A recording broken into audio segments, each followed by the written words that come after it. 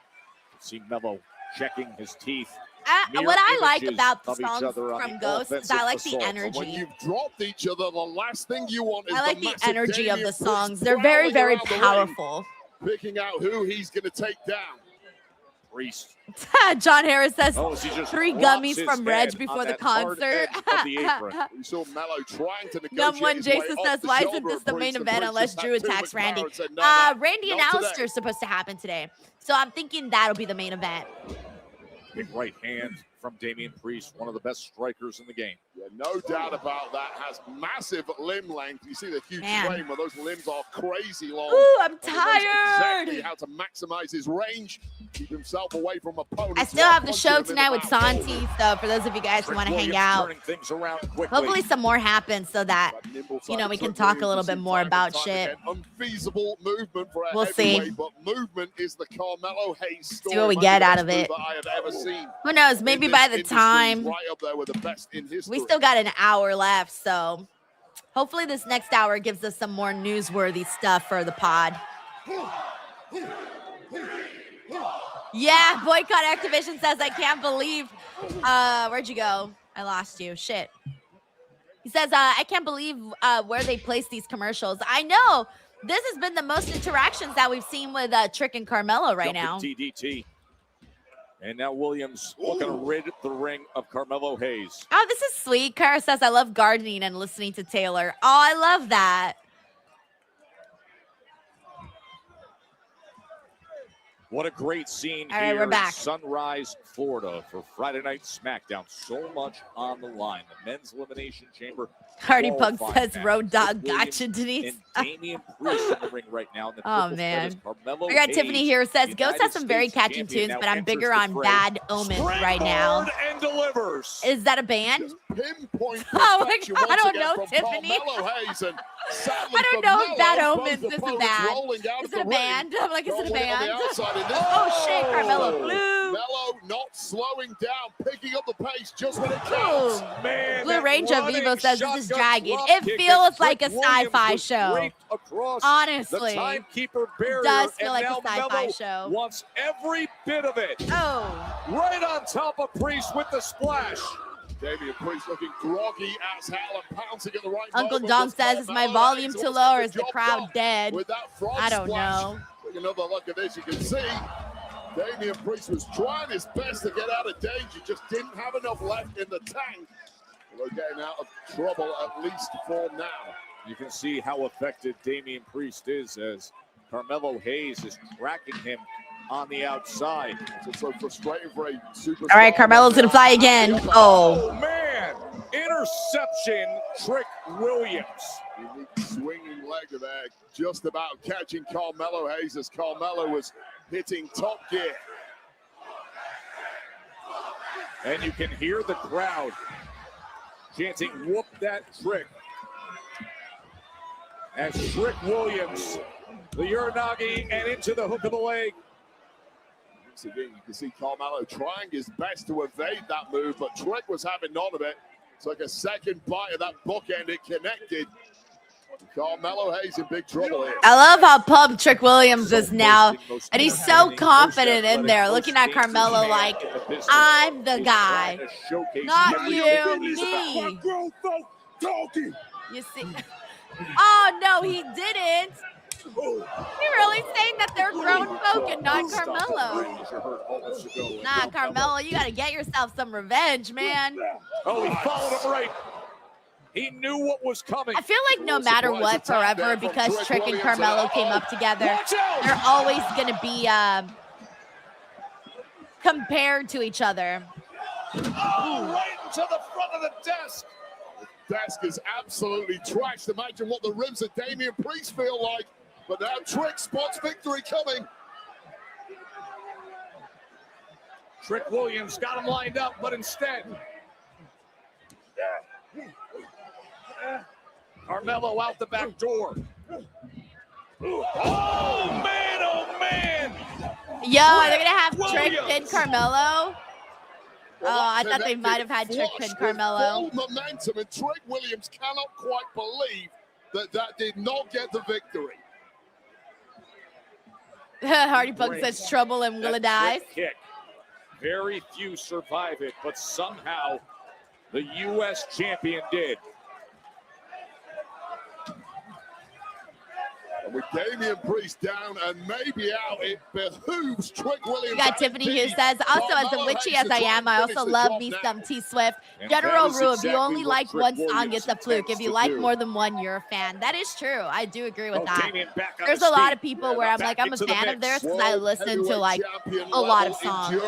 I know I'm a big fan if I listen to every song.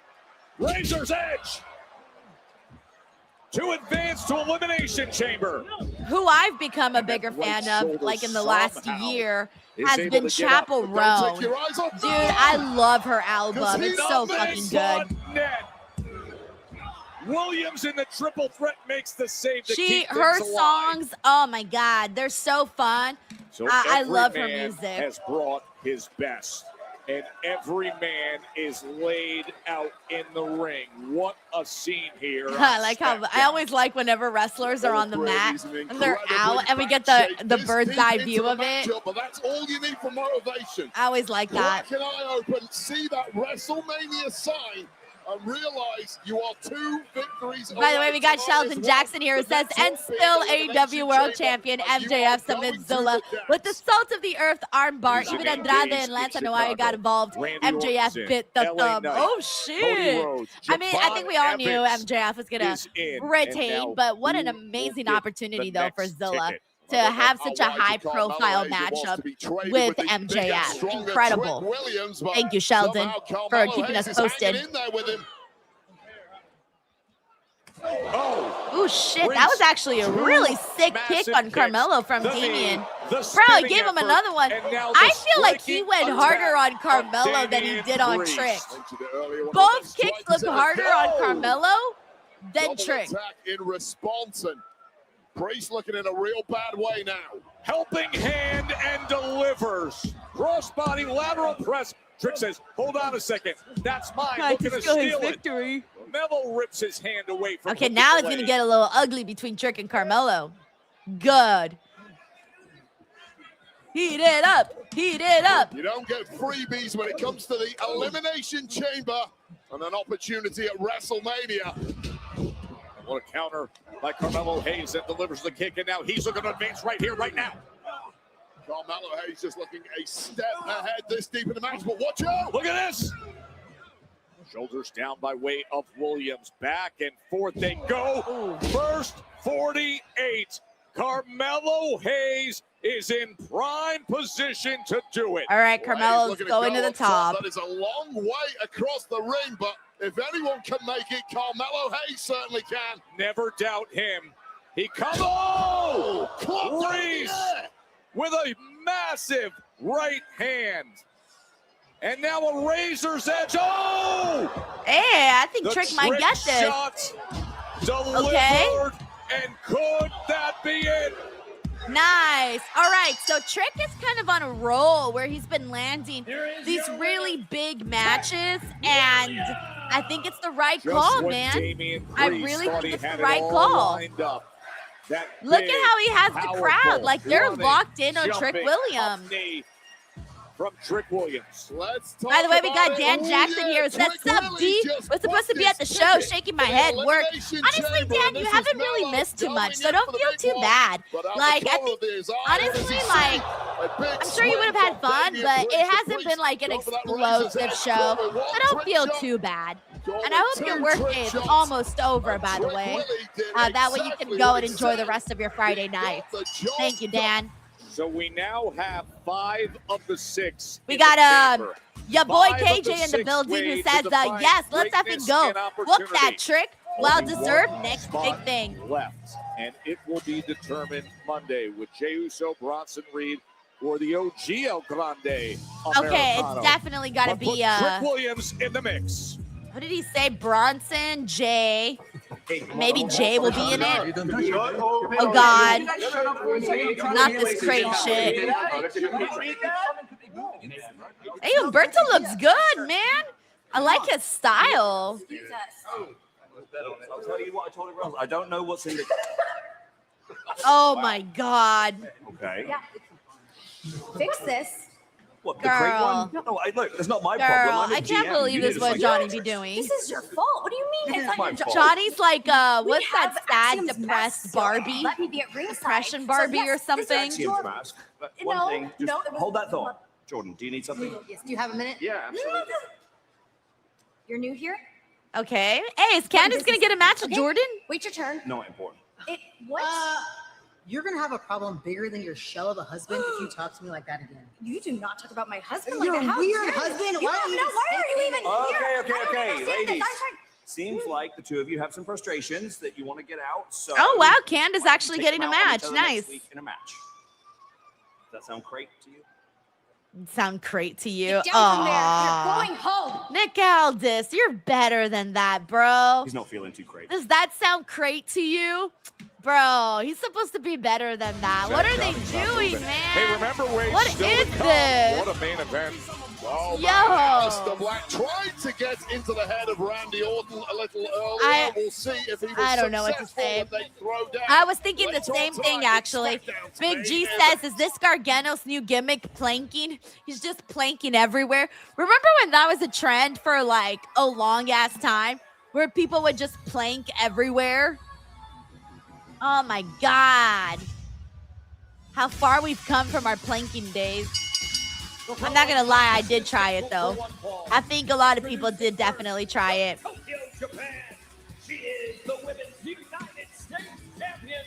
Oh no! We got a Barded Mons She was here who so says heated a week it's ago, the and it Great started on that Khali. stage with Io and Rhea, and now the U.S. champion gets Rhea face to face, not title match, but with a lot behind it. Oh next. my God! I'm sorry, but you're gonna break me with Monday, this.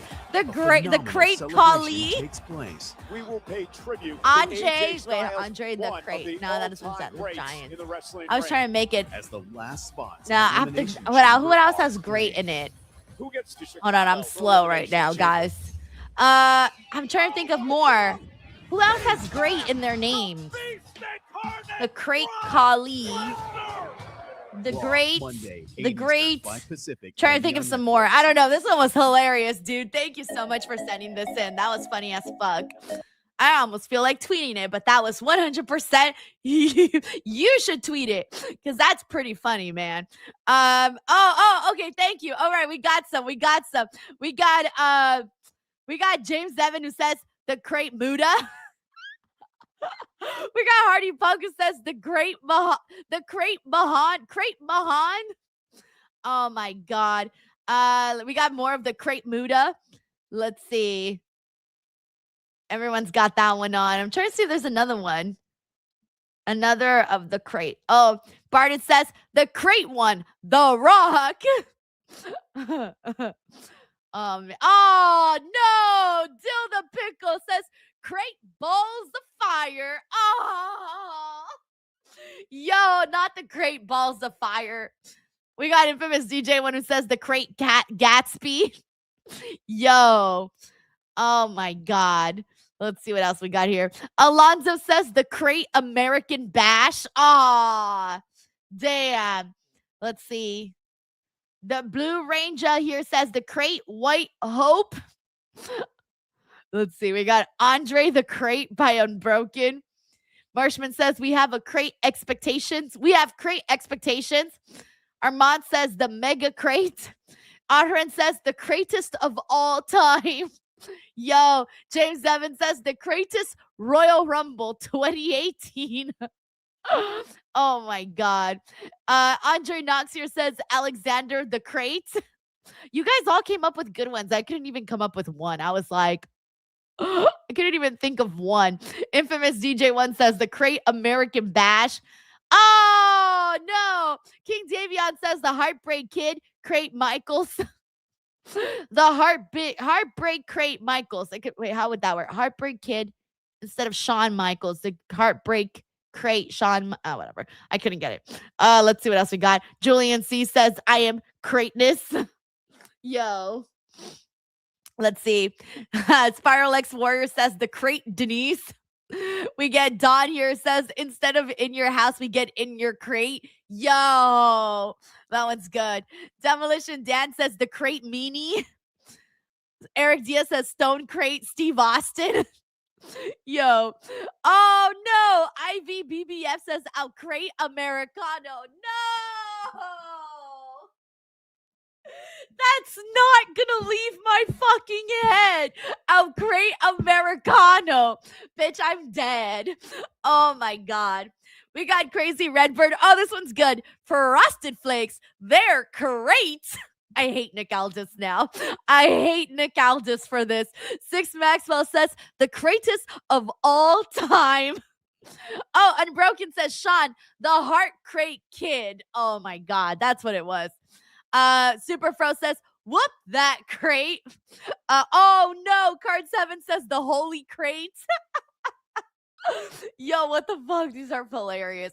Leo Poroy says the crate wall.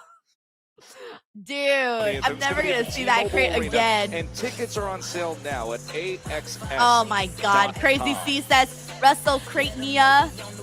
Oh no, the Crated R superstar. Yes. Get up. We're done. Stop. I'm exhausted, guys. This is crazy. There's some really good ones. Oh, look, BFAB is back. I'm actually in line behind two others. Two others. Meechan's back too. You done injured me, making me sit at home for months, and you thought I was just gonna disappear? Damn, Meechan looks great. Damn. You ain't stupid. Oh yeah, no for fuck. You ain't I actually stupid. think it's better if she doesn't see it coming. You're right. I wasn't gonna hit her. I just want to see her scared. It's better if we bruise that ego, hurt that pride, take that title, and then she don't gotta worry about WrestleMania.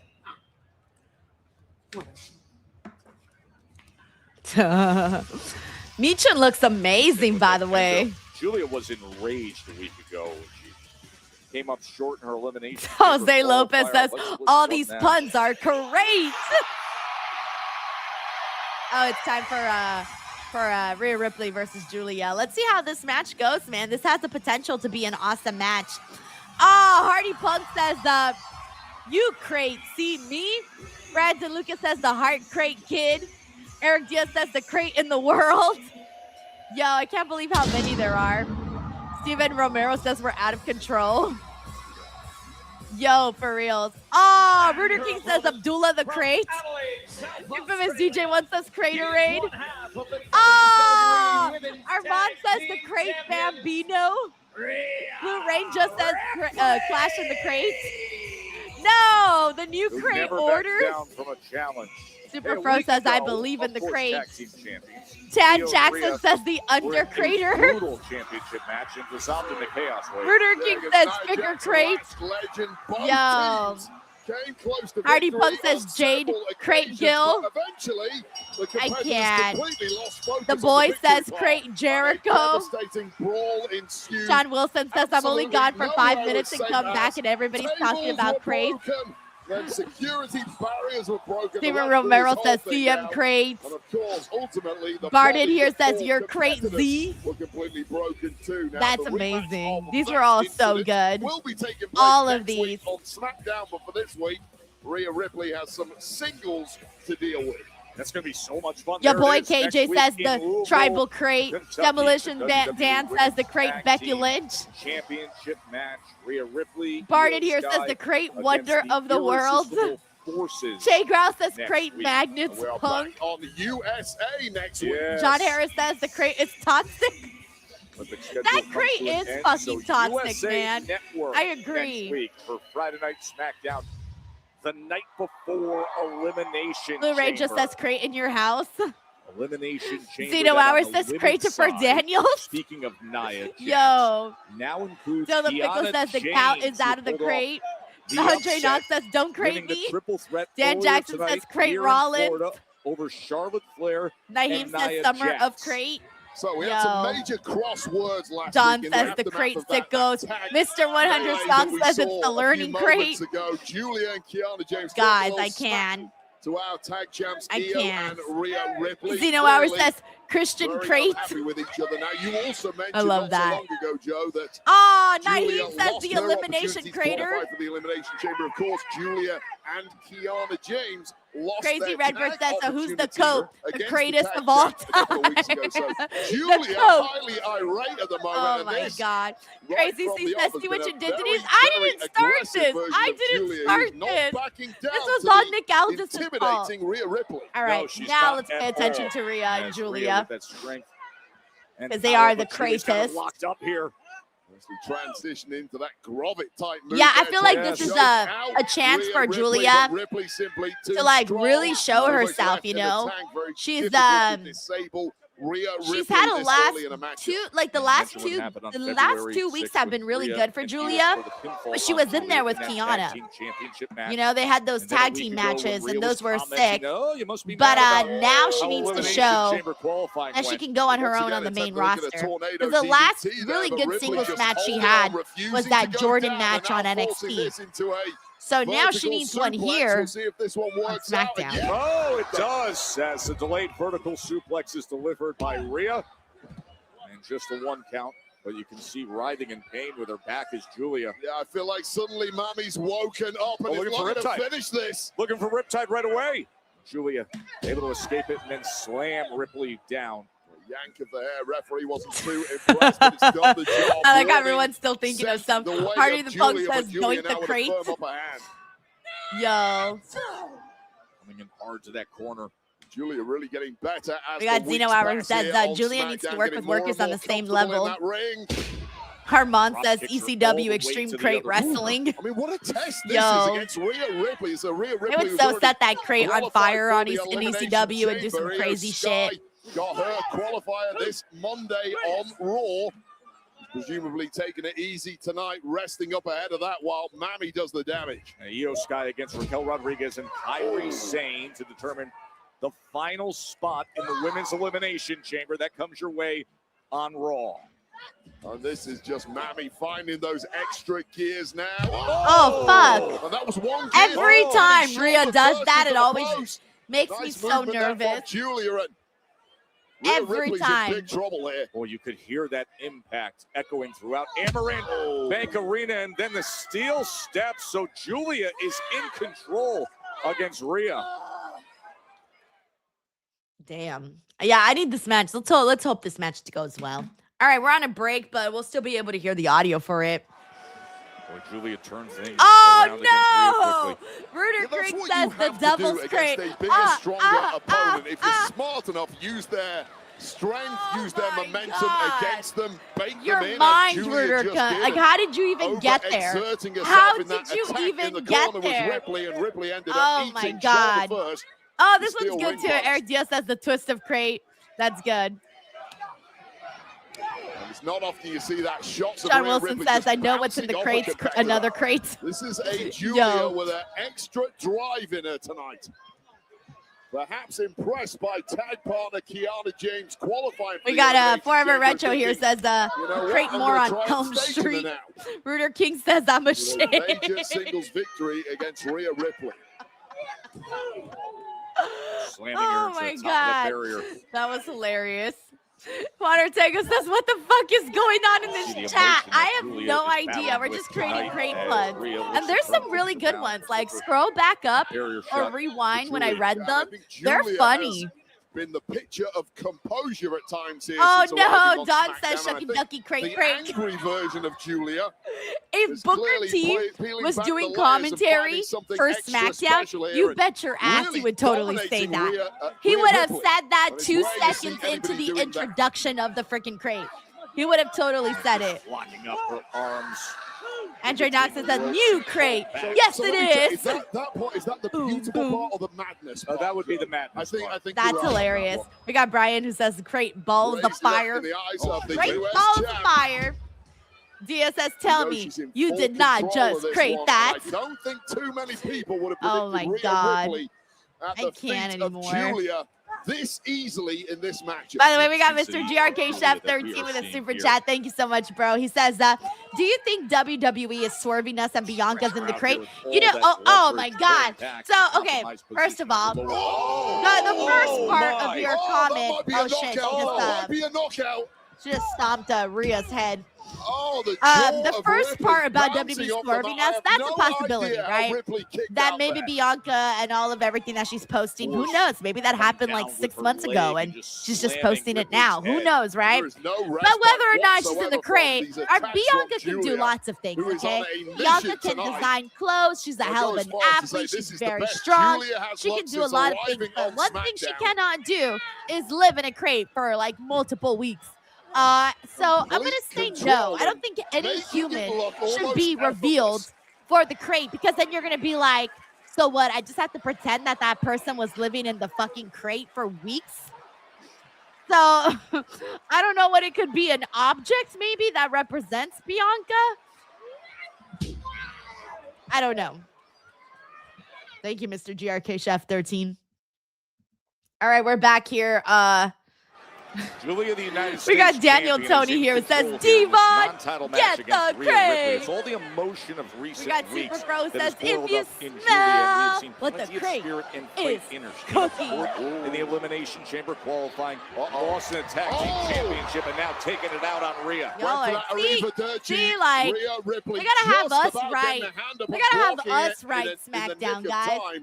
And fucking Kit Wilson's poems would have been freaking awesome if we would have written them. But is still alive in this one and looking to turn things around. Rooter King says OTC original tribal crate. 8 days away from Elimination Chamber. Rhea Ripley will be in it on the women's side. Steven Romero says, I don't know why they'd even put a person in a crate. Like, yeah, exactly. And you'd have to seriously suspend your disbelief to even believe that. And now, mommy, here comes Rhea. For the first time in this match, Ripley looking to build some momentum after riding out a we got Paul here says, when's Naomi coming back? I think it's going to be a while. Because she still hasn't had her baby. I assume she's going to come back like a year after she has the baby. That's just my guess. There's still this lurking in the tank. Okay, Rhea's going to the top. The explosive offense from Ripley, and it is Naheem says Carmelo crate. There's absolutely no letter from Julia tonight. The woman possessed in that ring. She's looking. Darkseid says crate me when I'm crating lies. Position. Yo. But Rhea fighting back on that second rope and turn things around, and now she has Julia in a spot. Oh, shit. Completely unprotected. Oh. And Ripley with such ease and returns the favor. Face plant right off the shoulder. And Rhea Ripley looks almost furious. Barton Montier says, you just made the crate. So much of this match. I agree, John. He says, I hope Kevin Owens gets healthy soon. I agree.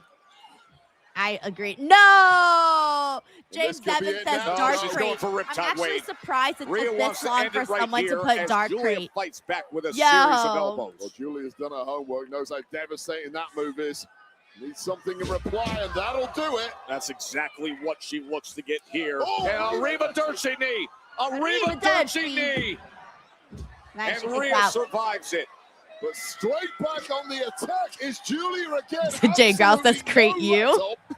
Could be a Northern Lights bomb right here, but instead, the headbutt from Rhea Ripley.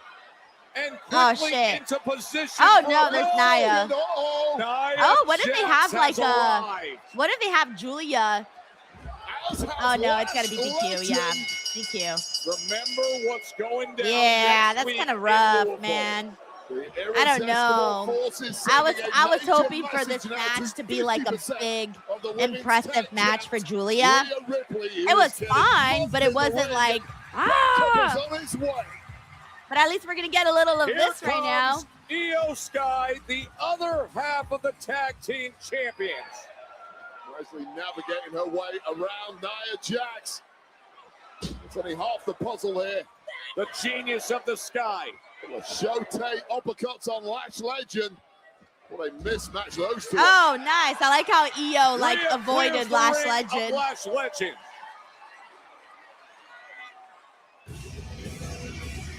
but their arrival put an end to a feisty match. They will meet with the tag team championships Oh yeah, when are they doing on the this? line next week in Louisville. Oh, okay, so Lash and Nia versus Io and Rhea is happening next Friday. Femi. Oh, the Miz. Impressive showing tonight. You know, I've had my eye on you, and you Hey, are when a did Oba Femi get WrestleMania green main balls? event waiting to happen. I don't think I've And ever as seen him with the green locker ball room leader, necklace. the man filling the void that John Cena left, it is my responsibility. Only seen the yellow ones. Next Or is it generation. the yellow ones? Oh, really? And how are you going to do that? I'm glad you asked. My 3 core values: master, inspire, zone in, master the class. Inspire to be better than everybody else, and when the pressure hits, zone in and be undeniable. I can show you the ropes, both inside and out, to get you where you need to be. Oh, really? Yeah. You can show me the ropes? Yeah. Okay. How about you show me the ropes next week? Perfect. Right? Oh, I'll go talk to what Elvis a about it. Awesome. idiot. He just worked himself into a match with Oba. He didn't even realize it. Wait, why is he talking to... Oh. Wait, no, not a match. Not a match. Bro, you're dead. You're dead meat. Still to come. Now, I feel like Randy Oba has Orton, been hanging out a lot Aleister more on Black, SmackDown. our main So I'm event starting to on think that SmackDown Oba is might coming your way. SmackDown bound. I know Raw is obviously trying to get him, but I don't know. I think he might go to SmackDown. All right, let me get the audio in a second for this. I didn't see this, Isaiah. He says ticket sales for WrestleMania were reportedly worse this week than last week. I did not see that, so I do not know. I do not know. I don't know if anyone else saw that, but I must have missed it this week. All right, let me see what else we got here. We got Uncle Donk here who says, why did BB wait like a year to do the surgery? I don't know, Uncle Donk. I legitimately have no idea. This whole stuff with Bianca has been interesting because I'm like, yo, I would have thought that she would have had the surgery like a long time ago. I know some people are wondering like if this is a swerve because everyone's trying to think like, well, why would she wait so long for a surgery? I truly have no idea. I don't know if she really did have the surgery when she said she did. I don't know. It's one of those things where it's like, we can't know for sure, right? Because, you know, you can take videos and those videos can be posted whenever. It doesn't mean it happened right then and there. It's not like we have her medical records. So who knows, man? Uncle Donk, I wish I had a better answer for you. We got Dan Jackson here. It says, your post show, you can talk about your adventure. Poor Santi, though. What's he going to say? He's going to be like, yeah, cool, whatever. Have fun. I don't know, man. I have no idea what the fuck Santi and I are going to talk about, man. I definitely got to get the reaction for the follow-up on his fiance's Valentine's video. That would be a good question. So we got that. Cool. We got like a little bit going on. Yeah, this might be a quick one, guys. It's one of those shows where we'll see what pops up. Who knows? Maybe something will happen that will inspire some conversation that we didn't even think of. Thank you, Dan. We got Sheldon here who says, Denise forgot to tell you that the Hog fans chanted the chant again before the start of MJF Zilla Fatu match started in Vegas. Oh, I was like, what chant? Sheldon, look, guys, I'm gonna be honest with you. I woke up early to catch a flight. I slept on the plane. I didn't sleep the best on the plane. And so I'm just a little bit out of it today. So in case you guys haven't noticed, I said this at the top of the stream that you're getting a lazy girl Friday mode today. That is me today. I'm not as sharp as my wits are today. I feel so like, you know what I'm saying? That's what I feel like right now. I don't even got words. I don't even have words. And then what's worse too is that I don't know if you, okay, so I don't know how many of you guys have noticed, but I've been having a lot of issues with my eyes lately. The last month, I've gotten 4 eye styes. They bounce from eye to eye. And it's due to my medication that I'm on, because most of you guys know that I'm on Accutane, and it's my last month of Accutane. And I learned that in the last month, you can get a lot of eye styes. And so I'm getting so many. And so my eyes are in pain. And I have another one. And like, I don't know, you can't even tell, but this eye is like, bleh. So it's just one of those things. I don't know why I'm revealing all my information, ESPN, but 8 Eastern, all that to 5 say, Pacific, the that is Royal why I Rumble took on like 50 minutes to ESPN. understand your super chat, Sheldon. Thanks, Sheldon. We also got David Primero here who says, have Oba destroy the Bella Twins for good. Aw. Someone said that Gunther would retire the Bella Twins in the crazy WrestleMania predictions video. Thank you, David. Take it in. All right, we got Alexa and Charlotte. But you're gonna be okay. Charlotte, yes, it's okay to be upset.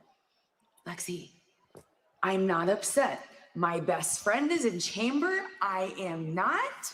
I am fine. You want to know why I'm fine? Because Should be I happy for your friend famously Charlotte. Evolved.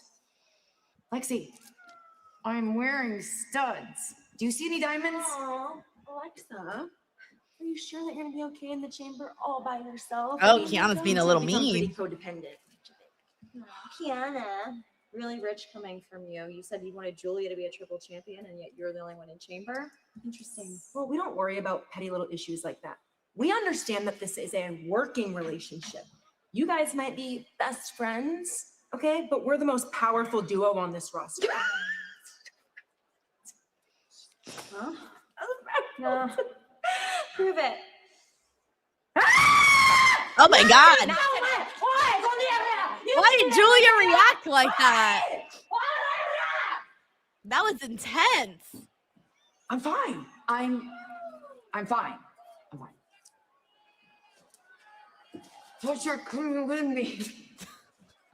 Boy, Charlotte was so close. Had the figure That was eight leg lock yeah. locked Ruder in King said against my Nia, when eardrums, all of a bro. sudden Me Deanna too. I James got like came up with the pinfall my victory. Hey, headphones next week right we're in there. back I on was like, USA yo, Network what for is Friday going Night SmackDown. on? Going to be in Louisville. Let's go through what's coming the fans' way. Kentucky, we're coming your way. Buffy and Busy this Bee will says, what be about a Denise in the bad crate? Are test you for in the the crate? First match last week ended in Just a brawl. bust out. We saw another brawl. If I ever moments ago. bust Next out of a week, crate, tag goal I feel on like the I gotta line have as fruit Rhea with and me. Io defend You know, like you against gotta the come out with like irresistible watermelons and forces. bananas and Perhaps it is all time sorts of fruit if for you the come out of the Wyatt crate. Six Sacred Family Lantern to return home. Oh my gosh, they're doing Solo Uncle Howdy Sikoa. versus Uncle Solo Howdy. Sikoa Uncle next Howdy week. put forth the challenge. It is in Louisville next week. The infamous DJ one says, or everyone's saying that Julia's crashing out here. Let's get the car. Let's get the hell out of here. Huh? Hey, I'll catch up with y'all. Let me finish packing. The MFTs. Chill out the car. David Primero says, rumors Danhausen's inside the crate. I would actually be very happy for Danhausen if that were to I'm happen. very, very proud of you. Congratulations on the big win tonight. You know what? You've been by my side since day one, and you never betrayed me. And I know you'll be U.S. champion one day. But for now, we need to focus on the Wyatts. We need to make sure that they never get this back. Because without this, they're nothing. Trust me. This is so goofy. Oh my God. Sorry, y'all know how I feel about this storyline. それでいいのか? Are you proud of yourself? Damn, Shinsuke's got a nice curl in his hair today. Look at that Will you hair. always be in Soul's shadow? Soul has led you into a war where you are nothing more than a soldier. You've been held back from becoming your own man. I've always been my own man. だったら prove it. Next time you compete, leave your family tree in the forest. Leave your family tree in the forest? 本物を玉飛んだ見せろ。 Who speaks like that? No one speaks like that. Leave your family tree in the forest? Bruh.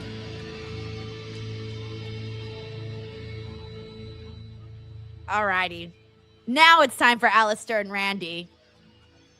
By the way, we got JJ Castillo. What up, JJ? He says, hey, Denise, what were these last 2 days were like going through that movie premiere and doing media for WWE 2K26? What was your favorite part? You know what's crazy? That, yeah, you're right. There was a lot happening the last few days. Tuesday, I did a movie premiere for The Bluff, which is an Amazon Prime movie with Priyanka Chopra. And I walked my first ever red carpet, by the way. I've as you guys know, that used to be my job before I started covering wrestling. From 2014 to 2020, I was an entertainment reporter. But I was on the other side, though. I was the one that was like waiting for the people to come out so that I could interview them.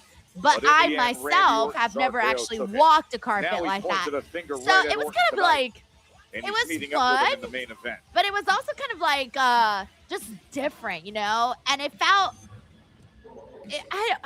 how do I explain this? Good, we're on a commercial, so I can explain this. It felt weird for me. I'm not used to doing stuff like that where the attention is on me and not on like the person that I'm interviewing or the person I'm speaking to. I'm very used to like being like, let me get content of this person so that I can post it up versus, oh, this is the content of me that I'm going to post up. So that was like kind of weird for me. And I didn't really know, like, it was funny because my publicist was like, hey, do you got your poses down that you're going to do? And I was like, I didn't even think of no fucking poses. I didn't think of no poses. I didn't even plan any poses. I literally called it in the ring. I just got there and they were like, okay, you know, they put your name, they take your photo, then you go into the photo section and all the paparazzi and all the photo there, they take pictures of you. And I was like, I just did my basic fucking poses, like no training whatsoever. And then afterwards, I spoke to like a couple of media. It was a small media group, but I did get to speak to a few. I did a couple of interviews in Spanish too. Always makes me nervous doing interviews in Spanish because I overthink everything. So that it makes me more nervous when I overthink it. But after that, then we just kind of went in and we, you know, got some popcorn and some candy and ate and watched the movie. I did leave a little early though because I had to catch a flight the next day to New York. And then I got home, I packed my things, and I left to New York. And I got there, and when I got there,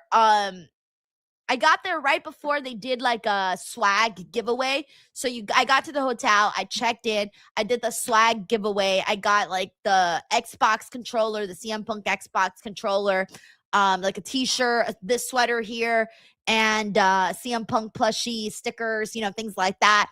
And then after that, I went to go eat with Alex and Minnie, BDE, and some other creators that I had just met that I didn't really know, but we met them and they were really nice. Well, I met them and they were really, really nice. And we ate at Angelo's. We had some really good pizza. After that, we walked to Times Square because it was Minnie's first time in New York, so she'd never been before. And there was another guy whose name was Jay, and he's from London, and he'd never been to New York. So they were seeing Times Square at night for the first time, so that was nice. And then I walked back to my hotel, prepared for my interviews for the next day, woke up, got ready, went downstairs to check in, and then we got on the bus at like 9 a.m. and it actually didn't feel like it took too long to get to Stanford, by the way. I didn't think the drive was bad at all. It was like an hour and 15 and it went by so fast. We got there, and then from 11 to 5, I was working the whole time. And then after that, we drove back to the city. I was in the city back by like 6:30. So then at like 6:45-ish, I went to go walk myself to dinner, ate dinner. And then after that, I went back to the hotel, took a shower, packed my stuff, and came back to Los Angeles. And now I'm here. So it was a very quick, very quick 72 hours that I was done. I don't know. It happened very fast. That's why I didn't even have time to watch anything. But yeah, it was very fun though. I like days like that. Thank you, JJ. All right, let me get the audio back. Likely would have gotten him to Chicago. Yeah, locked horns with him, you would think. All right, we got Chavera Armenta who says, hey, Denise, anytime we get a watch along with you, it makes it worth it. We all appreciate your streams. NXT was weird this week without you or Santi. I saw that Santi tweeted that he wasn't feeling good. And I was like, oh shit, I'm not doing a stream. He's not doing a stream. I don't know who else does NXT streams. So I think it was probably a lonely NXT week for people. Thank you, Chavero. He also says you should have done a Randy or Nakamura pose. Oh, for the paparazzi? Or technically, they're not paparazzi at the red carpet. The red carpets are photogs. But anyways, yeah, I just did a simple smile. You know, I didn't really know how to pose. Thank you, Chavero. In 8 days, We got Kami Juhani who says, when Santi comes in, you should ask him how it was being in the crate. It's a joke on the stream right now. You didn't hear it from me. Ooh, I will definitely do so. I'm going to tell. Oh, I got a good idea. I know exactly what I'm going to say. Thank you, Kami Juhan. We got W. Karams here who says, is LOL funny? They just ripped the Cross Scarlet gimmick and put it on Black and Zelina. Denise, I can't believe how much of a star Trick is already. I know. He slid right in, man, into the main roster and was like, I'm here, bitches. It's my time now. And it feels natural. Honestly, I don't feel like when's the last time you saw somebody fit into the main roster so naturally coming off of NXT? Just in general, such a I don't know, but he really did though. Yeah, there are times like Cross and Zelina and Alistair always had this vibe, so it's not like they didn't have it. But I can't help but sometimes to notice even more of the similarities. And sometimes it does feel that way, but then I have to remind myself that they were already doing this before. Last week and indeed again this week. And thank you, W. Cram. Despite those words being cloaked in its typical ambiguity, the words were clearly dripping with threat.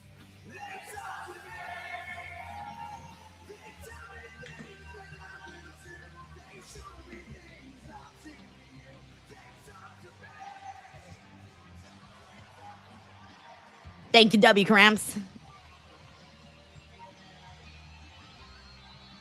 Earlier tonight, Aleister Black telling Randy Orton that the guy he's seen the past couple of weeks, that's not the Viper he knows. Yeah, I'm going to be. I don't know what Aleister Black is getting at, and that probably goes for a lot of the things that come out of the mouth of Aleister Black. Yeah. I'm not quite sure what he means. I think he was alluding to the fact that this great friendship of Cody Rhodes and Randy Orton, they're going to meet in the Elimination Chamber. All right. I think he was. This is also a pretty big matchup for Aleister. You've got to be careful stirring up a viper's nest, and now Aleister Black is the one who's put himself in major danger in my eyes. We got James Evan here who says the crate line. Randy, right on the crate line. 11,400 plus here at the home to the Stanley Cup champion for the Panthers.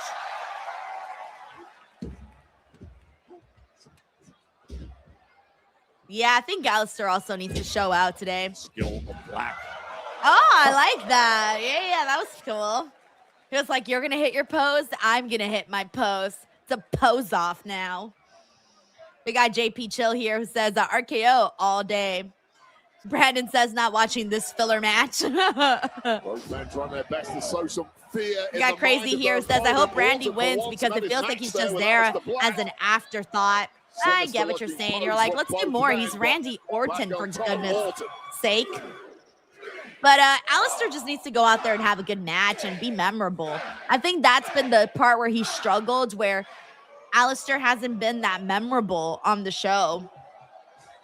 So I feel like they need to make him like, leave a mark. Like, let's think about him when he's gone. I feel like we don't even talk about Aleister when he's not on the screen. Honestly, when's the last time we even had a conversation about Aleister? When he wasn't on the screen. There really hasn't been. All right, we're at a commercial break.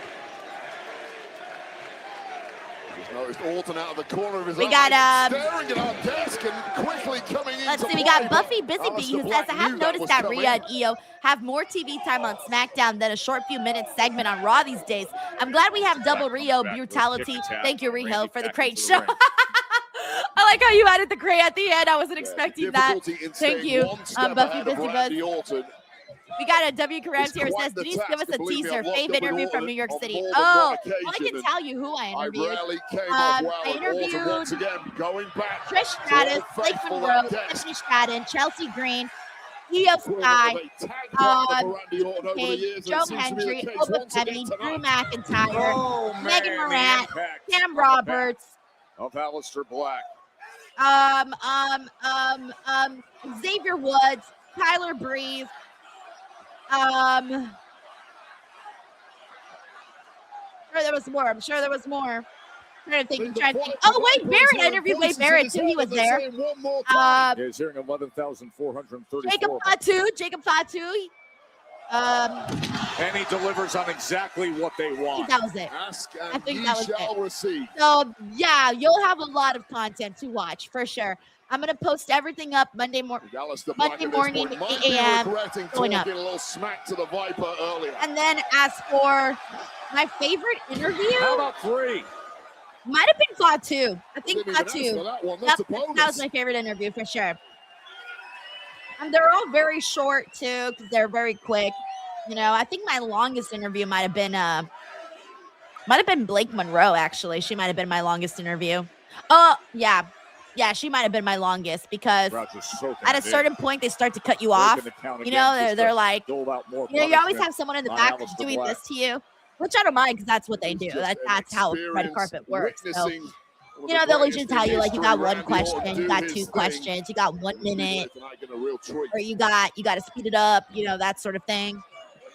So, for those of you who wonder, like, oh, why Denise only asked 1 question? Well, she only had 1 question. Trying to scramble away is Aleister Black, and finally getting some shots in return. Thank you, W Cramps. Yeah, Monday, 8 a.m. Pacific Standard Time. It's been a nonstop attack. Those Muay Thai strikes that have helped Black become the major name that he is. We're just bouncing off the Viper. Thank you so much, Philly, for the very nice comment. Seriously, thank you for that. And Broken says, how many minutes you get with each one? They were all different. Everybody was like anywhere from like a minute to like 8 minutes. But I would say most of them were like maybe an average of like 3 to 4 minutes. Viper, Randy Orton, who looked to shut up Aleister Black earlier tonight, said if he wants to see the old Randy, then go get your gear. And that is how we have ended up with this main event. Penta. I spoke with Penta too. Control. Shit, I did speak with a lot of people. Fuck. I was trying to remember. I was like, oh yeah, Penta. Penta was there. Orton has been his with him cold too. and calculated best, and clearly Zelina is aware of that. She's trying to throw a spanner in the works here for Orton. And this distraction maybe pivotal. Oh, and it pays off with that. I was about to say this match is a little slow, but then Aleister came at us with a nice boot to the back of Randy. That's the thing about Aleister. Like, his strikes are always so fucking great. He was yeah, there you go, Muay Thai expert. Said it for me. Thank you, Wade. Just 8 days away from elimination. Thank you, Kara. She says, can't wait till Monday. Me too. Brandon says, when will you post those interviews? Monday morning, 8 a.m. UK basically put out an, like, they have embargoes for everything. So, like, he can win it right here. Companies and stuff, they put, like, embargoes, which basically means, like, you can't post things until like a certain date and time, and it's to align with like their scheduling and their announcement. They don't want things to like get out before they decide to do the stuff like that. So everybody does things like that where they place an embargo. So our embargo date for interviews is Monday, 8 a.m. Pacific Standard Time, and everything has a different embargo date. So like gamers, like they could only post things on certain dates, and they could only reveal certain information on certain dates, and then another date they can reveal something else, and then another date they can reveal something else. So it's kind of scheduled out like that, and everybody has like the schedule of when they're allowed to post certain things. So like for when I was there, the only thing we were allowed to post was that you were there, you know, little pictures and you know, like arrival videos and things like that. Nothing that showed anything of the game. Like you cannot post like nothing of the game that you saw there can be posted right now, like no pictures, none of that. That's just, you know, obviously what they do. That's how it works. So yeah, obviously it's not a big deal. Once you're allowed to post your content, everybody does, and it's all good. Nobody trains for this kind of offense in wrestling gyms. So Randy Orton, for all his career, he's taken on the absolute best out there. He's never fought someone with the kind of skill set of Aleister Black. Jonathan, it's actually 2K. Yeah, 2K. They're the ones that were putting the entire thing together. These shots for Randy Orton. This is all new offense that Orton is receiving. He's 25 but also like movie studios, like they all do that. Like movie studios. Aleister Black possesses the most anytime you cover like TV movies, like they do like that type of stuff. Mid-match. But Randy, like for example, you know like in movie reviewers, you know, they get to watch movies ahead of time, right? But then have you ever noticed like all of a sudden you see like 50 movie reviews not drop in one day? That's because that was the day that they were allowed to release that. Even though they probably watched it like a month in advance, but they do that stuff so that you can get your content, get it ready, and you know, write out your little articles or whatever you're gonna do, and then just hit publish on a certain date. On his feet for a moment. I'm trying to figure out the method to the madness of Aleister Black, and I do see it as a madness. It doesn't quite connect with a lot of us mentally. But Black returned to WWE with a stated intent of making up for lost time. Oh, damn. I'm trying to get into this match, man. If you want to be in some main events around here, winning a we got Team Money here. Says freelance critic representing. What up, bro? See, then you would know all about embargoes. Likely the reason why hey, what's up, Adrian? How are you, man? Such a big fish. As Randy Orton. Yeah, that's as big of a notch that you can put on the. We got your boy KJ says, bro, this main event does not have any of my interest at all. I'm watching the NBA game on my TV while it plays in the background on my laptop. I don't blame you. I'm sitting here talking about embargoes. I'm out here teaching a fucking press class at this point. Everyone's gonna come out of this being like, oh, I understand more of journalism shit. That so is where funny. Danger works. Black picks. The ice cold stare has returned, and I would not want to be Aleister Black right now. Randy on the attack. That scoop snap power slam. They can sense it. Randy looking as barbaric as ever. It didn't work the first time, but this time Aleister Black is a lot more softened up. A draping DDT.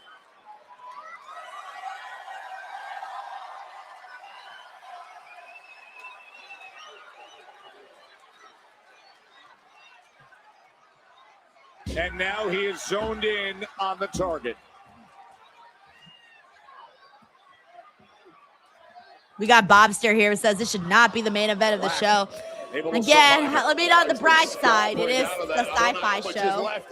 So there's that. Better smarten up quick, because in hot pursuit is Randy Orton. No big kick. I mean, he caught him clean and flush. Just a roundhouse to the temple of Orton, and Orton struggling, but thank you so much, BBF. That's very nice of you. Thank you. Yeah, I posted a ton of videos, guys, like on TikTok, Instagram, Facebook, Twitter, you name it, everywhere. But instead, Black I think I posted 18 pieces of content the day of the show. And mind you, you know, I would have posted more, but I gotta wait. I gotta wait. So I'm still gonna have a lot more, but I did post 18 pieces of content yesterday. My TikTok blew up too. I was very happy. I got like just for a moment. Well, it worked the first time around. I got like 600 new followers on TikTok, and yes, I just did finger math. Since eating that desk.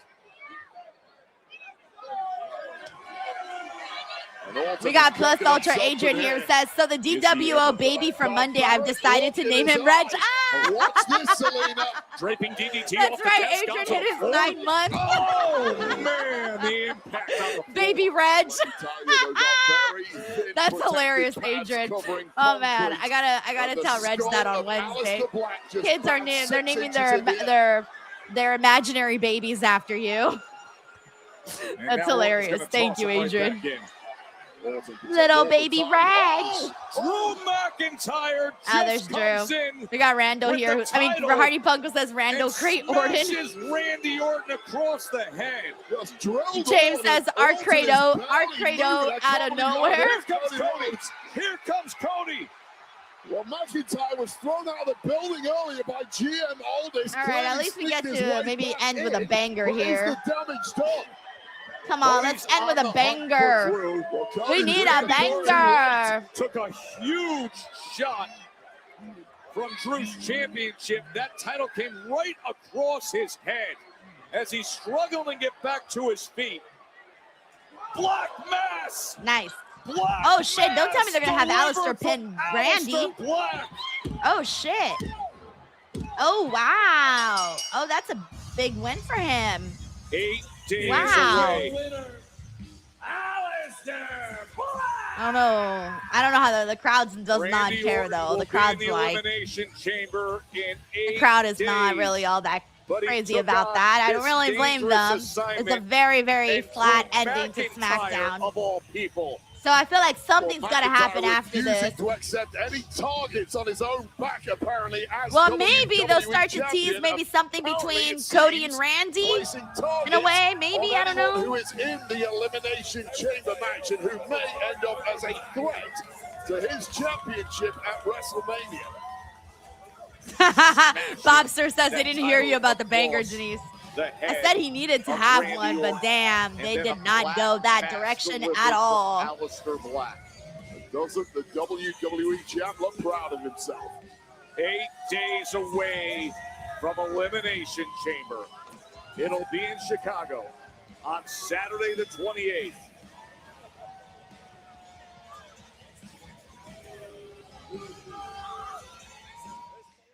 All right. Let's see. So in a bit, we're gonna have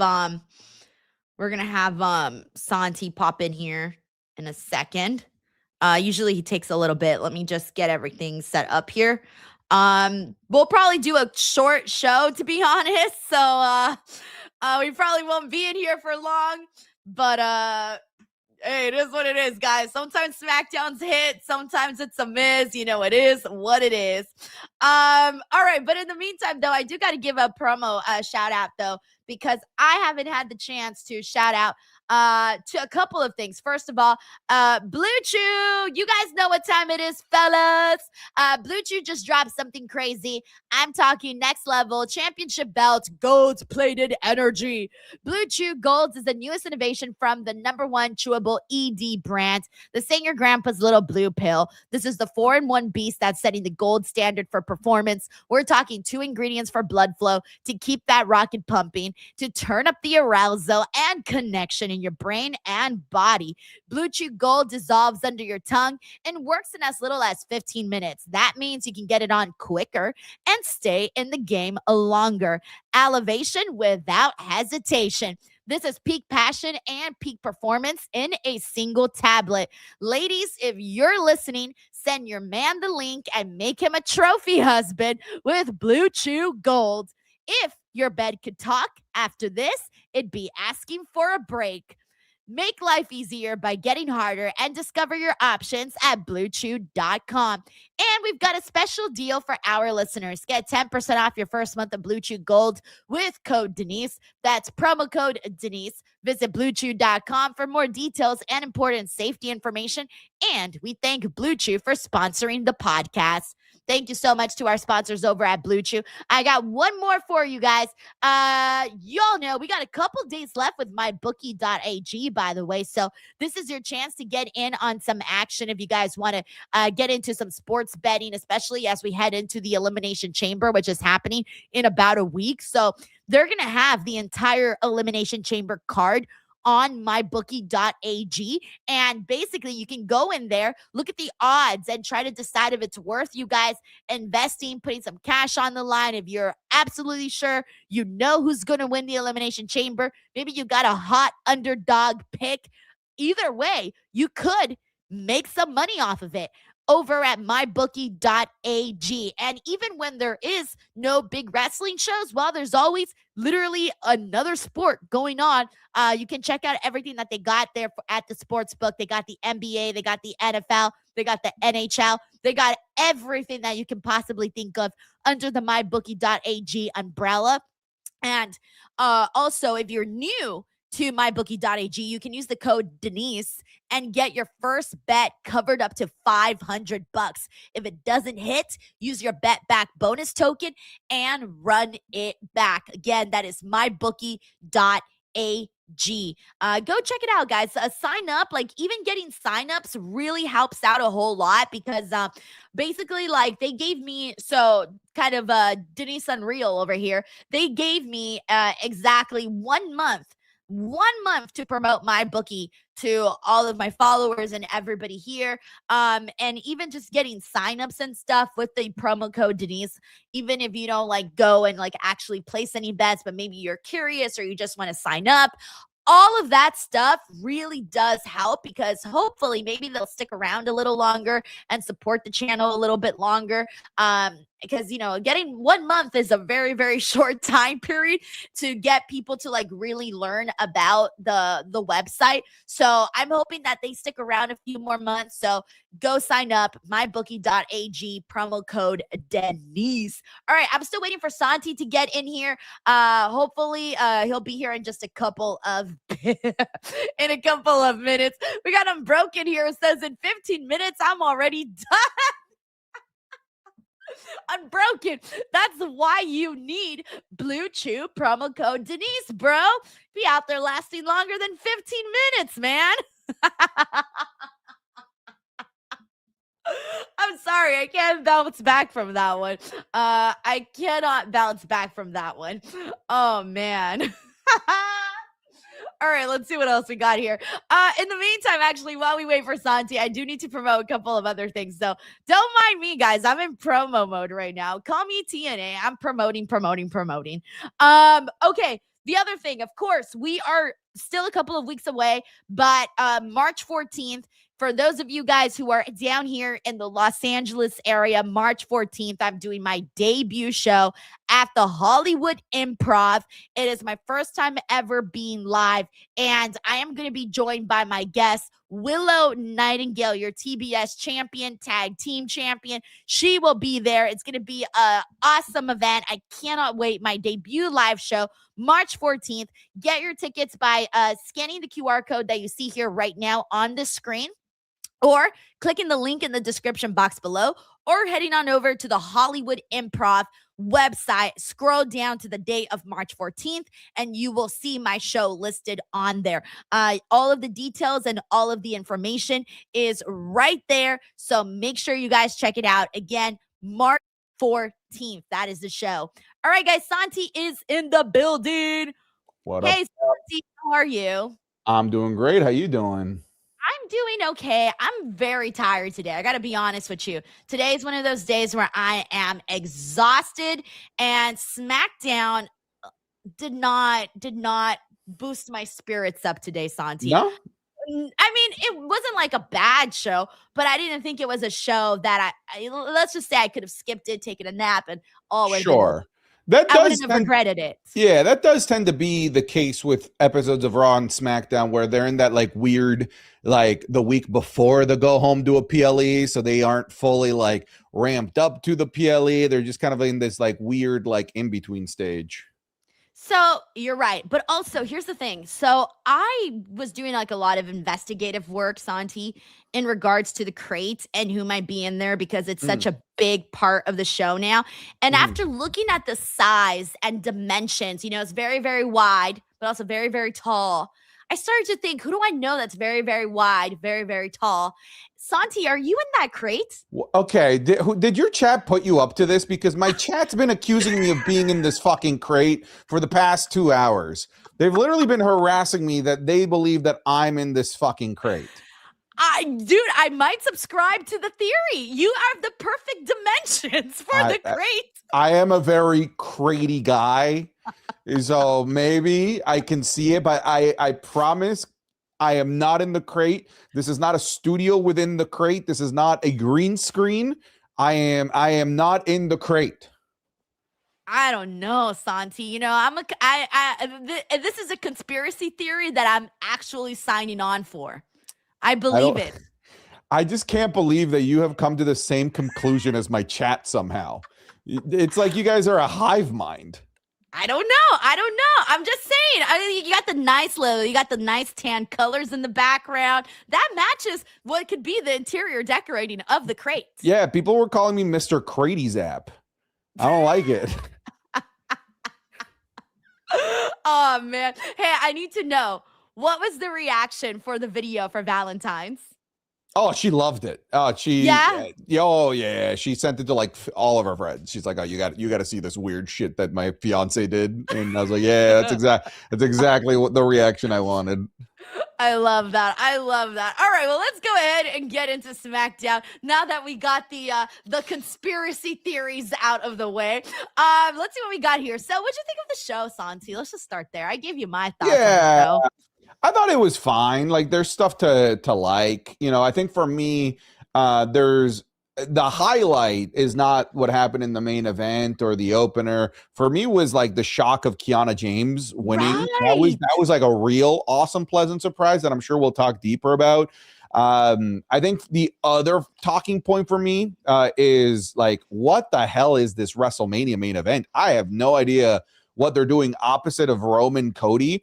One of the big talking points for many of a handful of my YouTube videos today, Denise, is what does TKO/WWE in panic mode look like? What do they do when their ticket sales are bad, when things aren't moving the way Call legends? Right? So they did that. Last time we saw it was Elimination Chamber with The Rock, right? I'm wondering, what does panic mode TKO look like for WrestleMania, for this huge caliber of a show? Is it to turtle yourself back into you doing the same thing that has worked for you in the past and pushing the same people? Or are you going to, is your panic mode taking risks? Are you willing to try out Javon Evans winning the Elimination Chamber just because? No, that's a little too crazy. I know that I'm giving like the two polar extremes, right? Oh, okay. Right, like where do you see WWE being more? And are they more willing to experiment with something new when ticket sales are bad, like experimenting with the Cena heel turn? Because that's a full-on experimentation if I've ever seen one. Or are they willing are they just like, let's just rely on Cody Rhodes main eventing? Let's rely on Roman main eventing that's worked the last 4 Manias. We've done record numbers at those last 4 Manias. Let's just keep trudging ahead with same old. What do you think? What do you think their head is at right now? My theory is, I think they're going to continue on with what they've got going, and whatever plan they have with Cody Rhodes and Drew, I think that's what they're going to go with. So, there's this moment. Okay, so I interviewed Drew this weekend. And now I can't put out my interview yet. Everything goes out Monday. But I mentioned something about WrestleMania to him in that interview, Santi. And I said something along the lines of, you're making your way to WrestleMania, blah, blah, blah, right? His reaction was not the reaction I was expecting. He kind of, like, underneath his tongue kind of mentioned, well, like, we'll see if I get there with the title, I don't know, Santi. I got to go back and listen to it because I was kind of taken aback by what he said in that little moment. And I think some people, when they listen to that, when the interview drops, I think they're going to be like, wait, did Drew really just kind of say that, like, underneath his breath? Like, because I was so confident. I was just like, you're making your way to WrestleMania with the title, blah, blah, blah, blah, blah, blah, blah, right? I was so surprised by that. Now, I'm thinking that if they don't continue on with the path, I think they'll go the Legends path of begging, for example, Stone Cold Steve Austin to come in and have a matchup. That is the direction I can expect there. I don't really know what the relationship is like. Oh God. I mean, it really won't hurt that much, right? If it's Austin and Gunther, right? I don't know. So you've got Drew McIntyre attacking Randy Orton there to end the show, which like made me like, oh, what the fuck? It was a good what the fuck, because I'm like, I genuinely have no clue what the path is here. Is it Randy versus Cody versus Drew? Are they gonna find a way to have Randy win Elimination Chamber and then Drew loses the title to Cody, doesn't even make it to Mania, and they run Cody versus Randy? Like, I just genuinely have no clue what the path to WrestleMania looks like for this night one main event for the WWE Undisputed Championship. And then what do you do with Sami Zayn, who had that heated moment with Cody Rhodes backstage? What do you do with Jacob Fatu, who was told, hey, be patient, you're going to get Drew McIntyre? When is that going to be a thing? So there's still just so many question marks. And we're kind of getting to the point in the WrestleMania build where you can't really have question marks, where they're really running it to the wire in terms of when the question marks can continue. I feel like we got two big question marks because you mentioned that title program. What's going to go down there? The other one is Jade Cargill. Yeah. Suddenly, we're here being remember your idea last week of Charlotte? Apparently, that's out the window because Charlotte didn't qualify for the Elimination Chamber. And now... Denise, I was certain Charlotte was going to win that match. Legitimately certain. No, I was too. I was very surprised with Kiana, but what I'm more surprised about is that WWE recognized that the fans actually care about Kiana James and that they actually rode the wave of momentum that she's finally getting, because this took a long time. I was doubting her, Santi. I didn't think she was going to make it on the main roster. I really didn't. And from the Royal Rumble to now, which is a very short time period, suddenly it's like she's become this rock star on the show. And I'm so happy for her because the way she seamlessly just lifted up Nia Jax, and I thought, I know she's jacked, I know she's strong, but seeing it in action is an entirely different thing. I love that triple threat match, by the way, with her and Charlotte and Nia. The only thing that was unfortunate was that hiccup spot after the Spanish Fly, where the referee, that was totally a 3 count, dude. Totally a 3 count, but they were like, no, it's 2, whatever. Match continues on. And Kiana winning was definitely a massive surprise there. Yeah, that would have been a huge screw up if the ref counted to 3 there, though. if they pinned Kiana and Charlotte had a 1, that would have been we would have never known, right?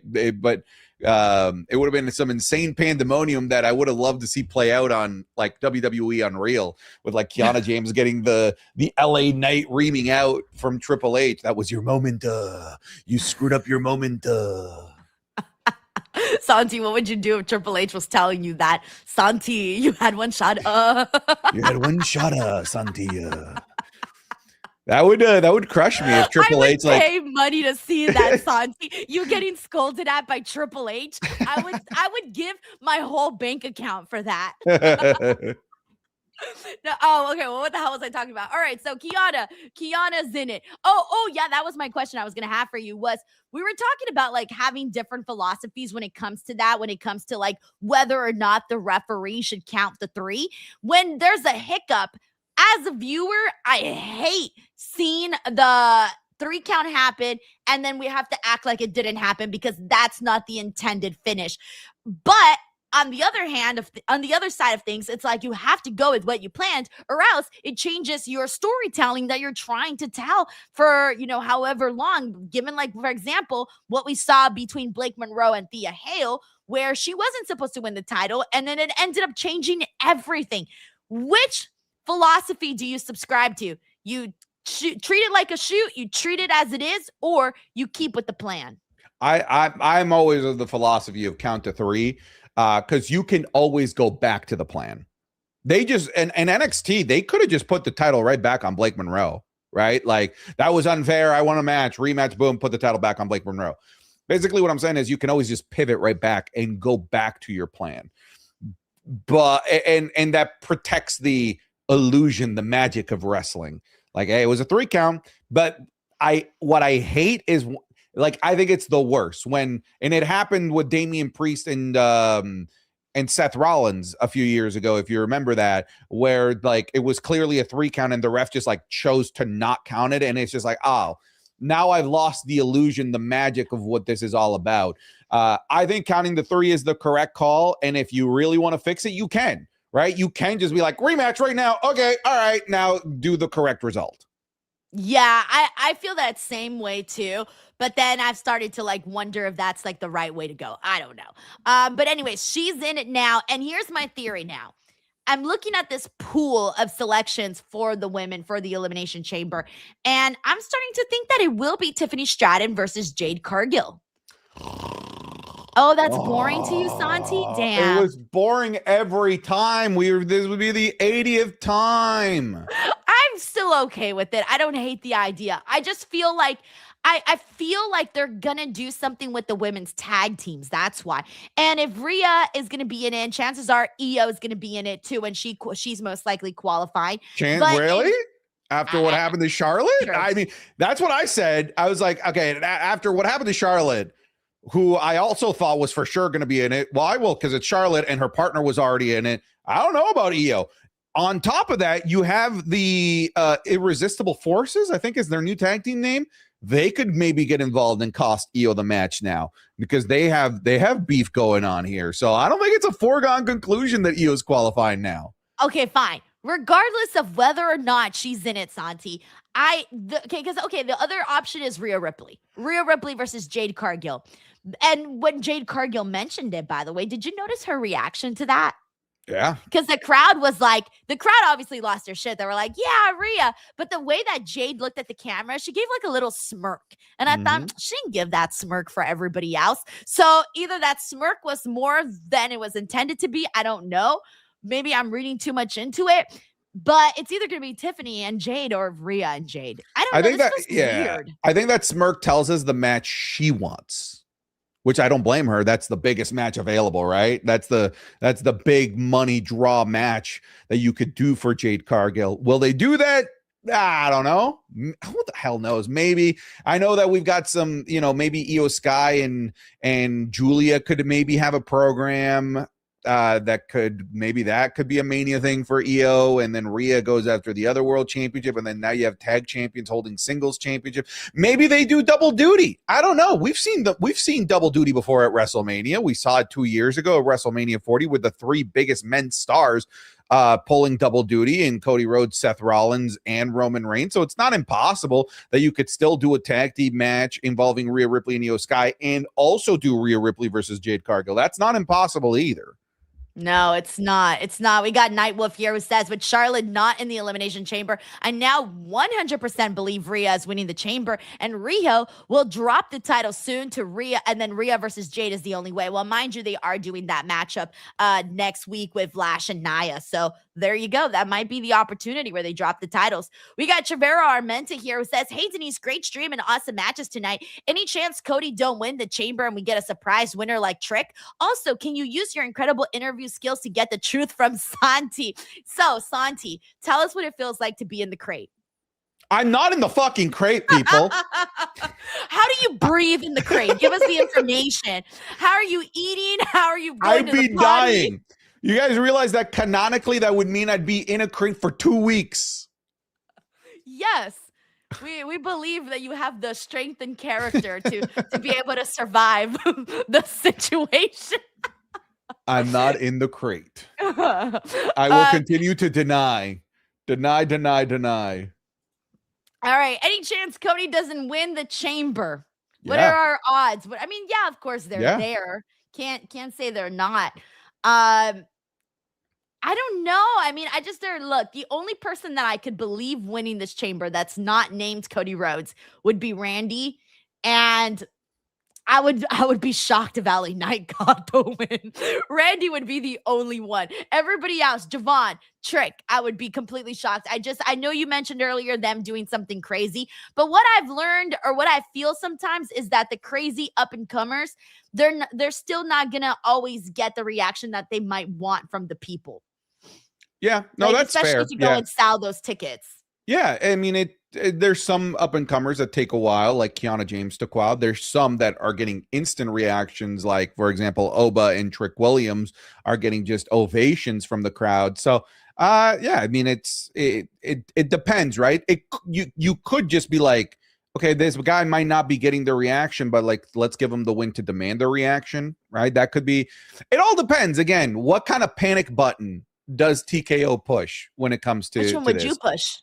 I mean, I would play it safe, and but I'd play it safe in a weird way. You know, I wouldn't go just Cody.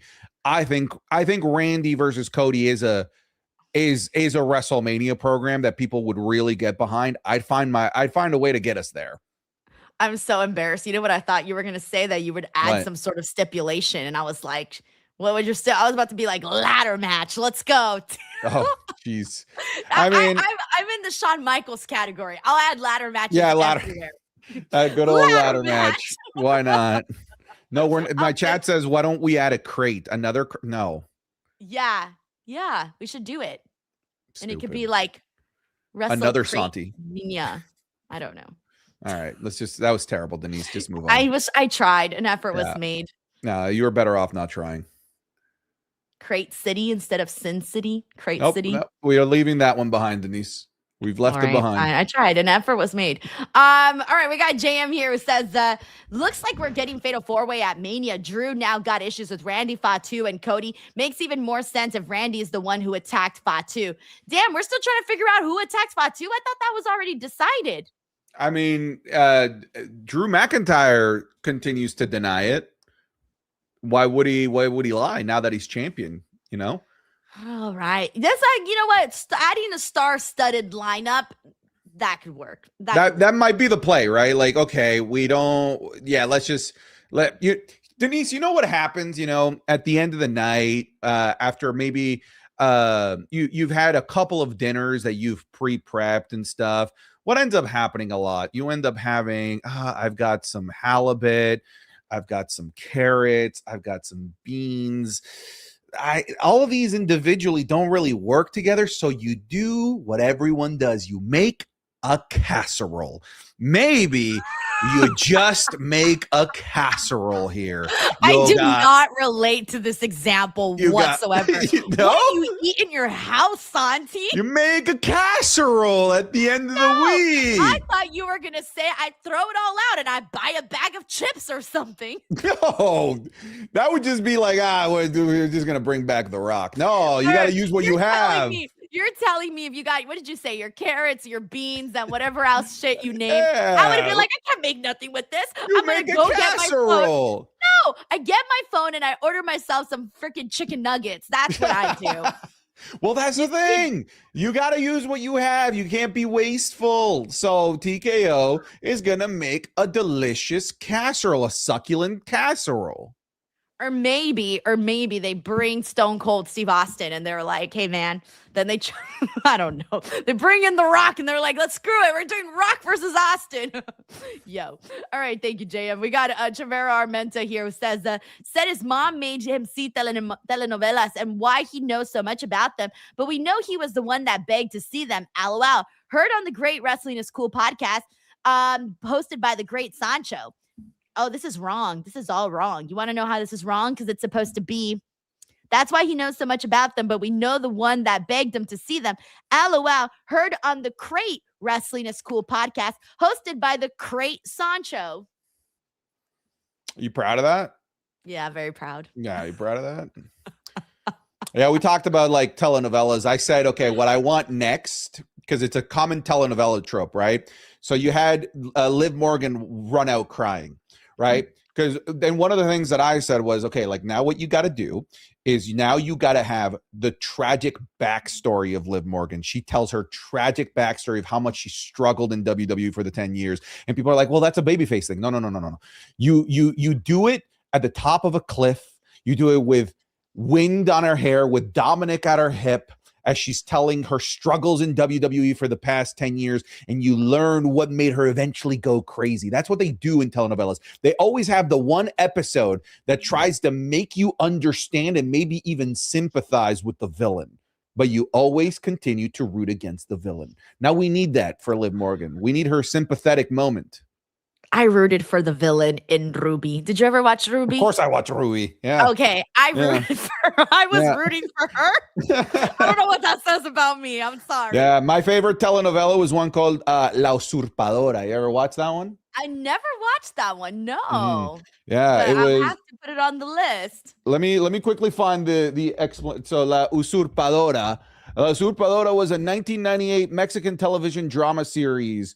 I think, yeah, the story is this guy marries a younger woman after his wife dies, and she becomes like the stepmom to like a family of like 8 rich like adult children, and they all like see her as this like what's the word, a gold digger, but she actually like loves the man, and there's a bunch of drama between all of them trying to frame each other So she's for like actually inheritance. a baby face, and she's not. She's a like, baby evil? face. Yeah, she's a baby face. Usually, Yeah. you would think, Yeah. Cinderella, she's the evil stepmother. No, she's babyface. She just cashed in Money in the Bank properly, right? But she's babyface. Wow. Yeah. Okay, I'll have to watch that. Thank you. All right, thank you to Trevor Armenta. We got Hassan Butler here who says, can we talk about the Sammy Cody segment? Are they building to a Sammy character change? Finally, that Trick Mellow chemistry was chef's kiss. Damian Priest also needs more. He looked well with them. So, okay, as for Sammy and Cody, you know what I love? The fact that the crowd booed Sami Zayn apologizing to Cody Rhodes. And the part that also kind of rang a little alarm in my mind was Cody Rhodes kicking Sami Zayn while he's down, basically telling him, you're the reason. This is all your fault that you're not champion. Now, I'm not going to say Cody Rhodes is wrong, of course, okay? But at the same time, you don't got to kick a man while he's down. He's already depressed. We don't even know if he's ever going to finish a story. And I did love Sami Zayn telling Cody, well, I'm not the QB1. I'm not the golden boy that gets all the opportunities. We know that's not how it technically went down for Cody. He had to finish his story and shit. But now I almost feel like the new version, the 2026, 2027 version is going to have to be, will Sami Zayn finish his story? Yeah, Sami Zayn was almost interesting. He was interesting for like a minute when he was actually like jabbing back and forth with Cody Rhodes. I was like, ooh, yeah, I like this. And I like Cody gaslighting himself into believing that he was the good guy in that. Like, hey, I just took the opportunity. No, Cody, you fucking took advantage of Sammy. You definitely took advantage of. Also, Sammy, you're an idiot for helping Cody Rhodes. You should have taken advantage of it. But I love the back and forth. I love how angry Sammy was. It made me want the program between those two, a la Kevin Owens and Cody Rhodes in the future. And then he reverted back to insufferable Sami Zayn, where it's just like, I can do no wrong. I'm the ultimate good guy. Like, dude, he's got a good moral compass. He fucked him over. You should be allowed to be angry. He was justifiably right in that situation. And they had him be interesting for a minute, and then, hey, sorry. And then that's why everybody booed it, because nobody wants to see that Sammy anymore. I agree. I want Sami Zayn to have a backbone. Okay. I really, really do. But I just try to see it as a way of maybe, you know what? Maybe this is all mind games. Maybe he's got a secret plan. Maybe him telling Cody that he was sorry doesn't really actually mean it. And one day he's going to like stab him in the back or something. Could happen. I mean, never know. it could. I mean, it could be the catalyst for a heel turn. We know that a lot of people love turning heel on Cody. But also the fact that Cody allowed him to apologize when Cody was in the wrong too kind of says a lot about Cody. Cody did not apologize. Like, oh, you know what? I'm also sorry, right? They didn't have the like, hey, bros argued. They both apologized. No, Cody just allowed Sammy to cuck himself and just like, yeah, apologize to me. It's pretty messed up. Yeah, that is true. See, now I'm worried about Cody. Do you want me to bring it up again? I got in trouble for bringing it up last time to you. What did you get in trouble for? When I said, is Cody finally turning heel? And you said, nah, I don't want to talk about this. Because we've been talking about this for like 3 years. 3 years. Is this Homelander Cody? Are we finally gonna get home? No. I'm just gonna bring it up every week. Thank you, Hassan. We got Lyman Hung here who says if Charlotte versus Jade didn't happen, why tease that? Every other opponent in the chamber have no storyline with Jade. So yeah, they've teased Charlotte versus Jade from like the very beginning. Remember when Jade was first coming into WWE? Those were like the first tease that she had. She had a tease with Charlotte. She had a tease with Rhea. Did she have a tease with Becky? I don't remember if she had one with Becky. I don't know. Becky wasn't in the company. Remember, she returned at WrestleMania. Oh, yeah, you're right. Okay, so then it was Charlotte, it was Rhea. There had to be one more. I can't remember the other one. But definitely Charlotte and Rhea. She did have those confrontations. Yeah, I don't remember a Rhea one. I remember Charlotte. I don't remember Rhea. I remember Rhea. Do you? Okay. There was a few because I remember they were basically having her like go around and she appeared on every show and she was just having confrontations with everybody. Yeah, I just don't remember the Rhea one. I definitely remember the Charlotte one for sure. Did she? Because at the time, who were the champions at the time? I have no idea who the champions were. I don't remember. I don't remember that far back. That's terrible, man. All right, we got thank you, Lyman. We got Night Wolf here who says, if they are doing the Brock Lesnar versus LA Knight program with Brock returning on Monday, the only way I can see it is if Brock forces himself into the Elimination Chamber match. Can LA eliminates him, and I don't want that match. No, I think they can still go about it a different way. Like, it doesn't have to be a scenario that plays out at the Elimination Chamber. It can be something that just happens on Raw. Do you want to see that? Do you want to see? No, I don't want to see that. That's terrible, man. Yeah. I don't want to see it at all. And I feel bad because I still feel that this is something that LA Knight, I'm sure, I assume he might be looking forward to facing Brock. I mean, it's a big match for LA Knight. Yeah. Like he's just gonna get killed. They're not gonna book him to win. I doubt he'll even look strong. I think he's just gonna get eaten alive. Yeah, exactly. We got Luis A. Mendes here. Thank you so much for being here now for 24 months. He's got W. Karams here who says, a prediction I've had to the Legends topic is that they have Stone Cold ref the SmackDown title match. Feels like it's exactly what TKO would do to get some more buzz. Oh, I usually hate that type of stuff when they add a special guest referee. I'm not a fan of that, and I feel like it kind of takes away sometimes from the actual main event matchup. I'd much rather, if Stone Cold can have a match, I'd much rather have him have a match. Yeah, I agree. If you're gonna do the thing for, like, if you're gonna bring Stone Cold back for something of substance, yeah, just have him have him get retired by Gunther again. We got Nothing Happens 96 here. It says, I no longer care about Drew or the title. Cody versus Sammy Blood feud is the main event feud this year, with or without the title. It's like KO versus Cody part 2. Damn, why is everybody being mean to Drew? He just got this title. I feel like Drew's still cooking. You think Drew's cooking? I think Drew's great. I love the segment today with him. Great. God damn it.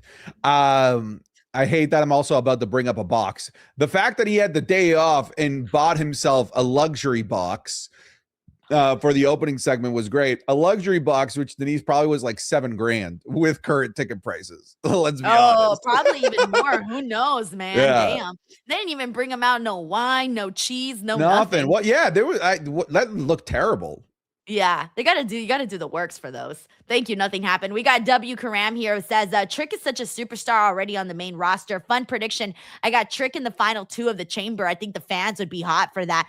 Yo, it depends on who he's in there with, man. They got to be careful. Okay, because, Trick, if he's in the final 2 and he's not designed to win it, I think the crowd will turn on whoever is the other person. What if it's Cody? Because people are already feeling Cody fatigue. If it's Cody and Trick in the final 2, in that Chicago crowd that loves to hate on top baby faces, they gotta be careful, because I think they'll start rooting for Trick to win over Cody. The only person I don't think they'd root over him is Randy. Randy, yeah. That's it. Everybody, well, I mean, the other ones I don't think would be an option. I hate to say that, but like, it ain't going to be Javon and Trick Williams at the end, you know?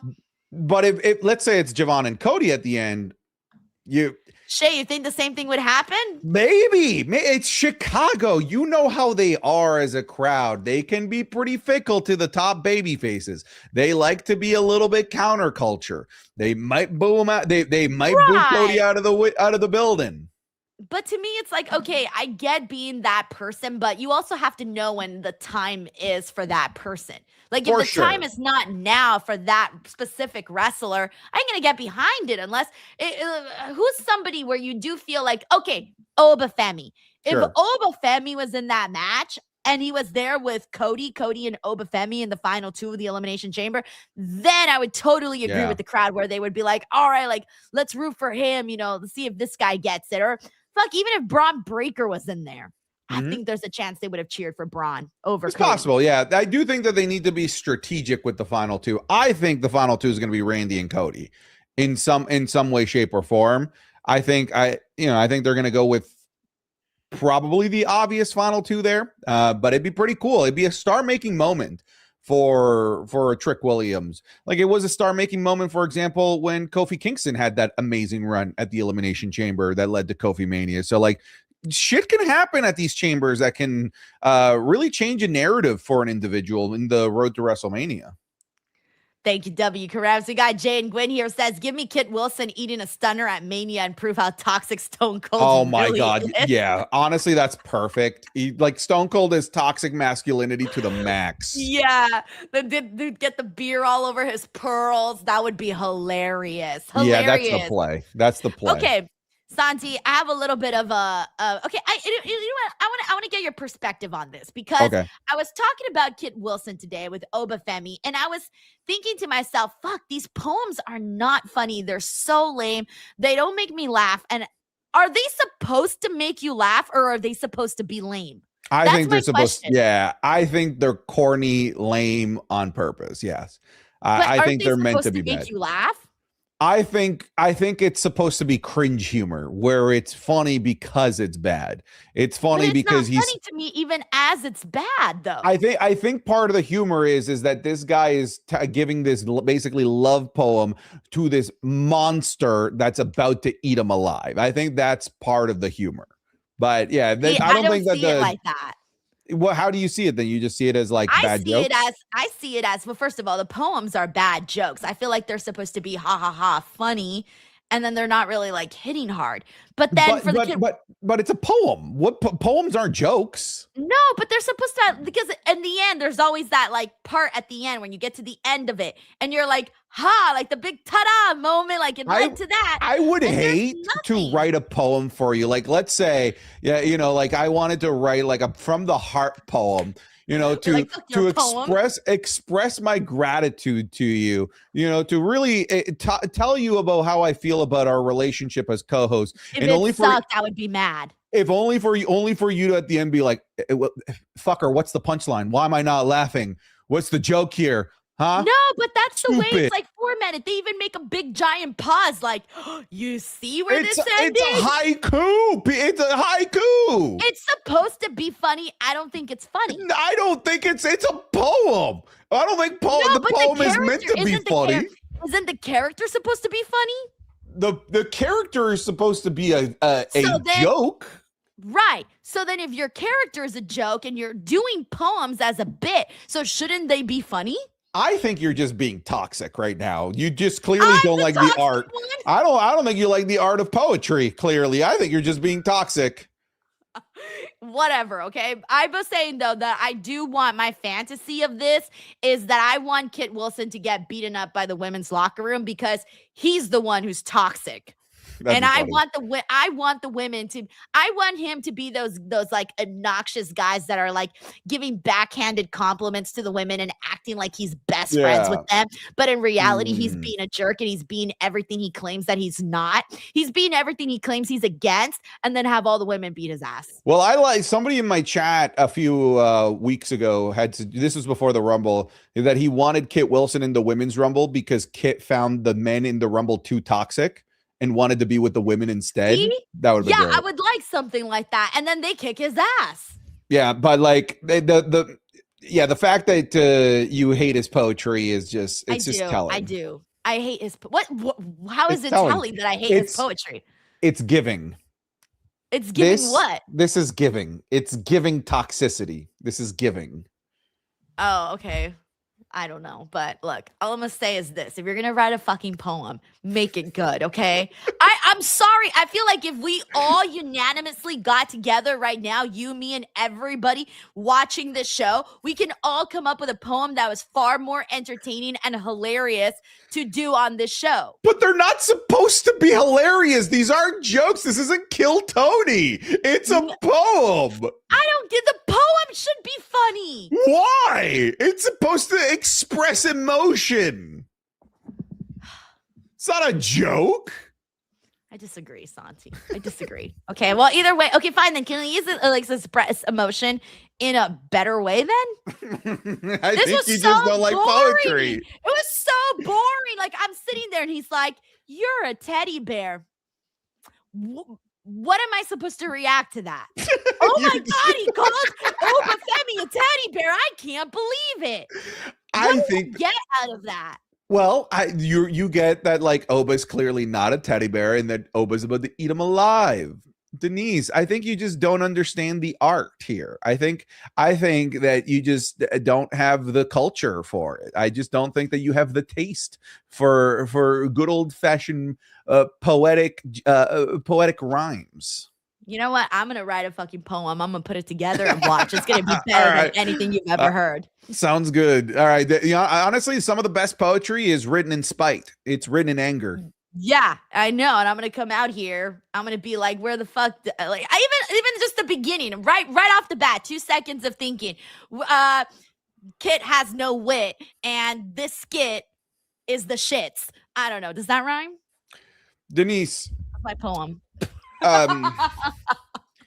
Everything. Yes, you can call me Shakespeare. Okay, I'm brilliant. Everything about that poem was horrendous. Everyone in this room. I had 2 seconds to think of something. Give me seconds to actually think on paper. Next week, come with a poem. Come with an Obafemi poem. Fine, I will come up with an Obafemi poem. All right, next Friday, folks. Don't let her forget. And no, She's no coming chat with an GPT Obafemi. either. All right, you got to write this. It's got to be from the heart. Wait, Denise, so stop like, trying to come up with something now. No, but what I'm saying is, what is the angle of my poem? Like, I have to be in love with Oba, or Well, put yourself in Kit Wilson's shoes. Do what he was trying to do and write a better poem. what was he trying to do? He was trying to. It was an homage to Obafemi. So I'm supposed to be writing a poem about how great Obafemi is. Yes. All I right, think so. fine. I could write a poem about how great Obafemi is. All right, next week, next Friday. That's I'm jotting it down. I won't forget an Obafemi poem for next Friday's show. Let's go. I'm gonna come up with something great. All right, we got W Karams 54. My fucking fire is gonna be coming out of my pen. W Karams here says, genuine shock that Charlotte didn't win. Gotta think Rhea Jade, but there's put so much into it. Tag multi-women at Mania. Or Santi, like you've said recently, maybe Bianca's surgery wasn't last week. Dude, a lot of people has crossed their mind because we don't know. She could have just posted the pictures and the videos now, but they could have happened months ago. We don't know. And now that WWE is trying to swerve us with everything, they want to get one in on everybody. Yeah, how convenient. How convenient. Wow, everybody's expecting Bianca Belair to come back at Chamber. No, here's a photo of me having surgery. How fucking convenient. You smell that in the air?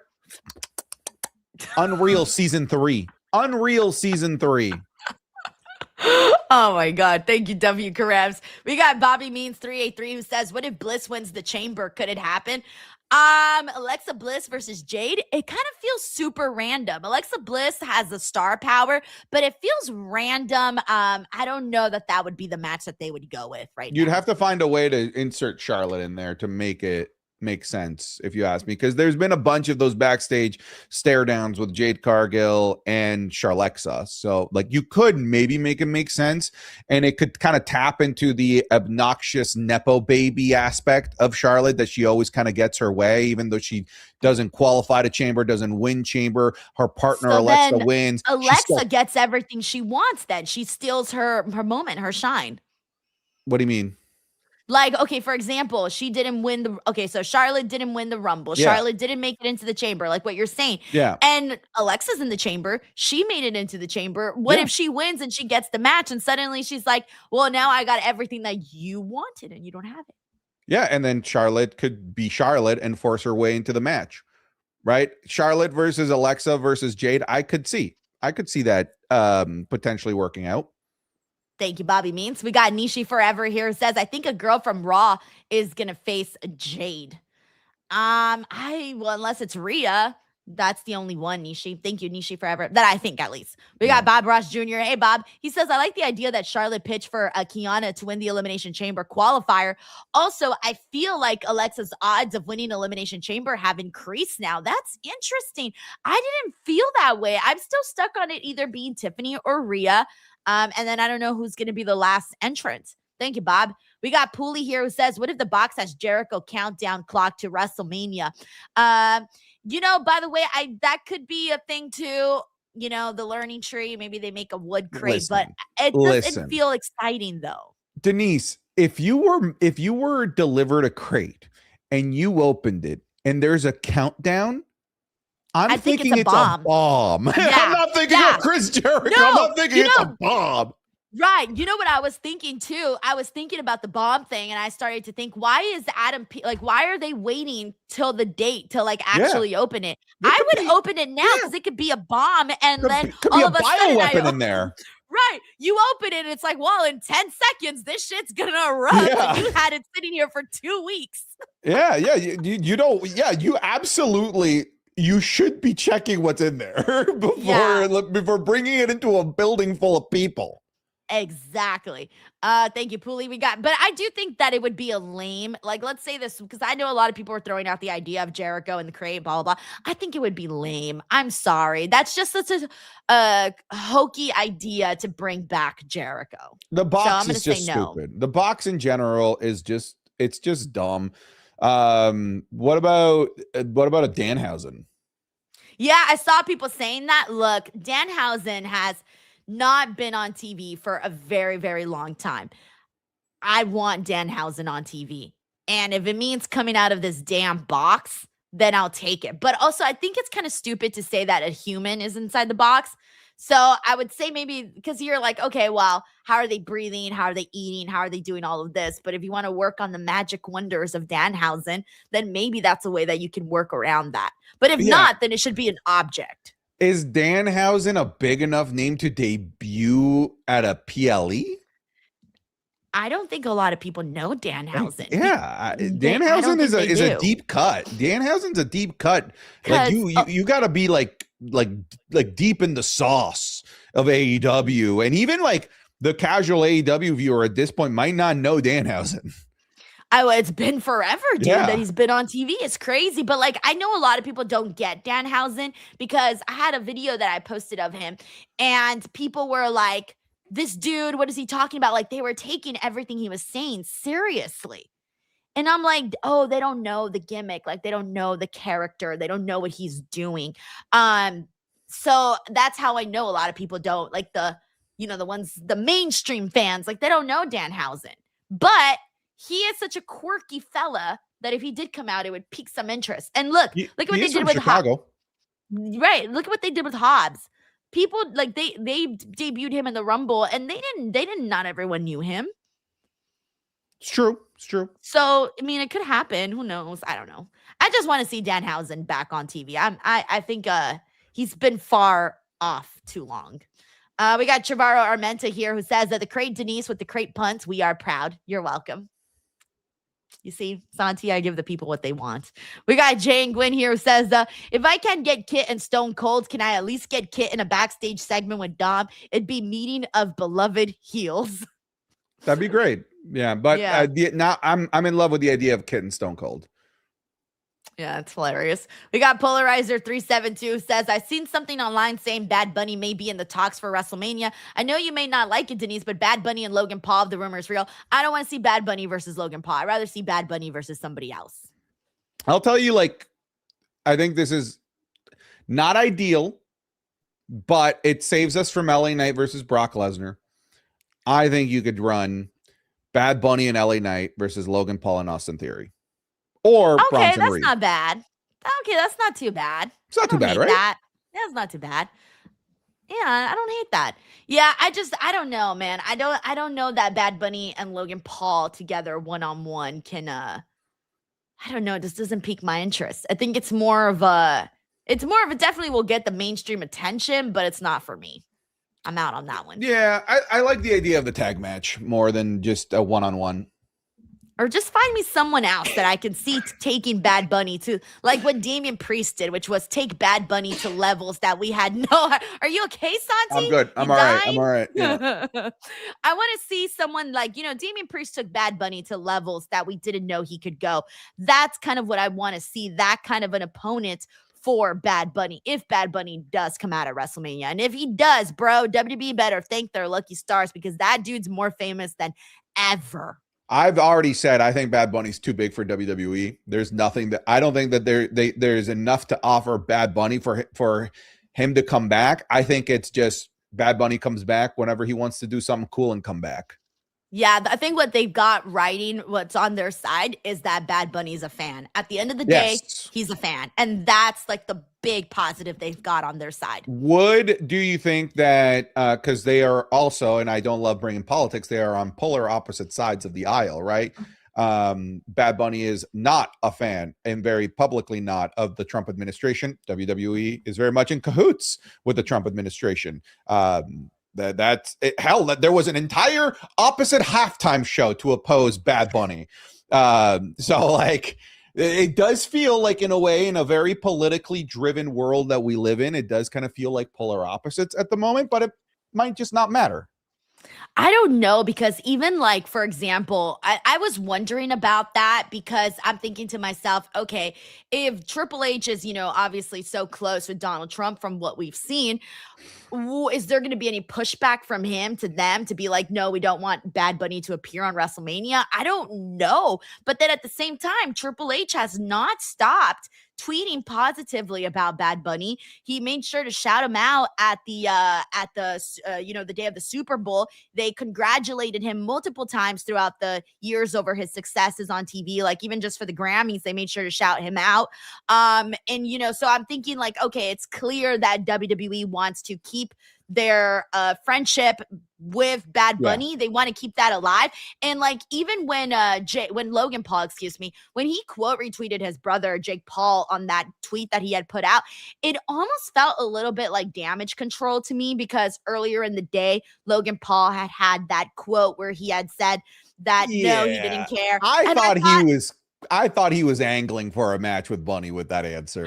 I didn't. I guess it depends. I mean, it's hard to, we don't know who's going to be wrong or right on this one, but I think people saw it in different ways. But the way he quote retweeted him, it did feel a little bit like damage control, where they were trying to, even Jake Paul was trying to like walk back what he said. He just wasn't walking it back properly. But also somebody in my chat, aside from people making crate puns like the United Crates of America, so stupid. Somebody in my chat says that Logan Paul on his podcast did say he was angling, but he could, of course, be retroactively saying that. Right. I did think he was angling. He could be retroactively changing it. My initial thought, I was like, oh, he's angling. Logan Paul is Logan Pauling right now.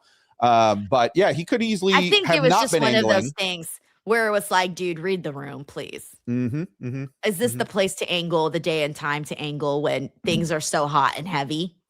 I don't think so. That's why I was like, ugh. That was my reaction to that. I was like, ugh. It's a good pivot if it was not angling for him to say I was angling. Yeah. I was like, that's probably smart. Yeah, no, I mean, if I were him, I would lie up my ass and be like, I was angling, or who knows what else. I don't know.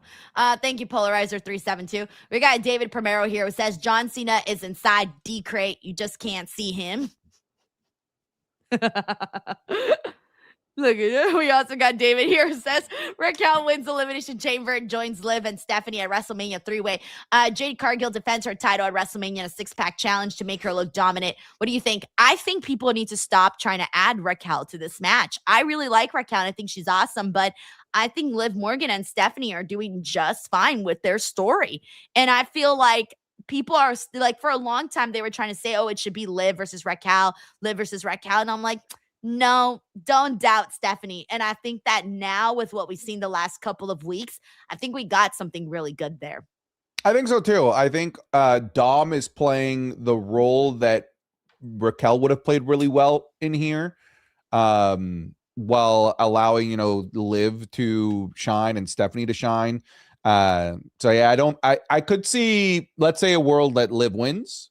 I could see Raquel being the post-Mania program for Liv. Yeah. Ooh, yeah. See, that's good. Thank you, David. We got Kaden Crawford here. Says DW for light, 410 SmackDown. 4 out of 10 SmackDown. Sorry, it was bad in my opinion. Yeah, I don't totally disagree, man. It was fine. I didn't think it was anything special. Thank you, Kaden. We got Hassan Batla here. Says Denise would hate British deadpan comedy. I don't know what that is, but I assume I probably would. Do you hate The Office? I liked The Office, but my husband liked it so much more than I did. He was like, let's rewatch it. And I was like, nah, pass. See, I've watched The Office. Like, I think I've rewatched The Office. I don't think I'm exaggerating, about 9 different times. Yeah.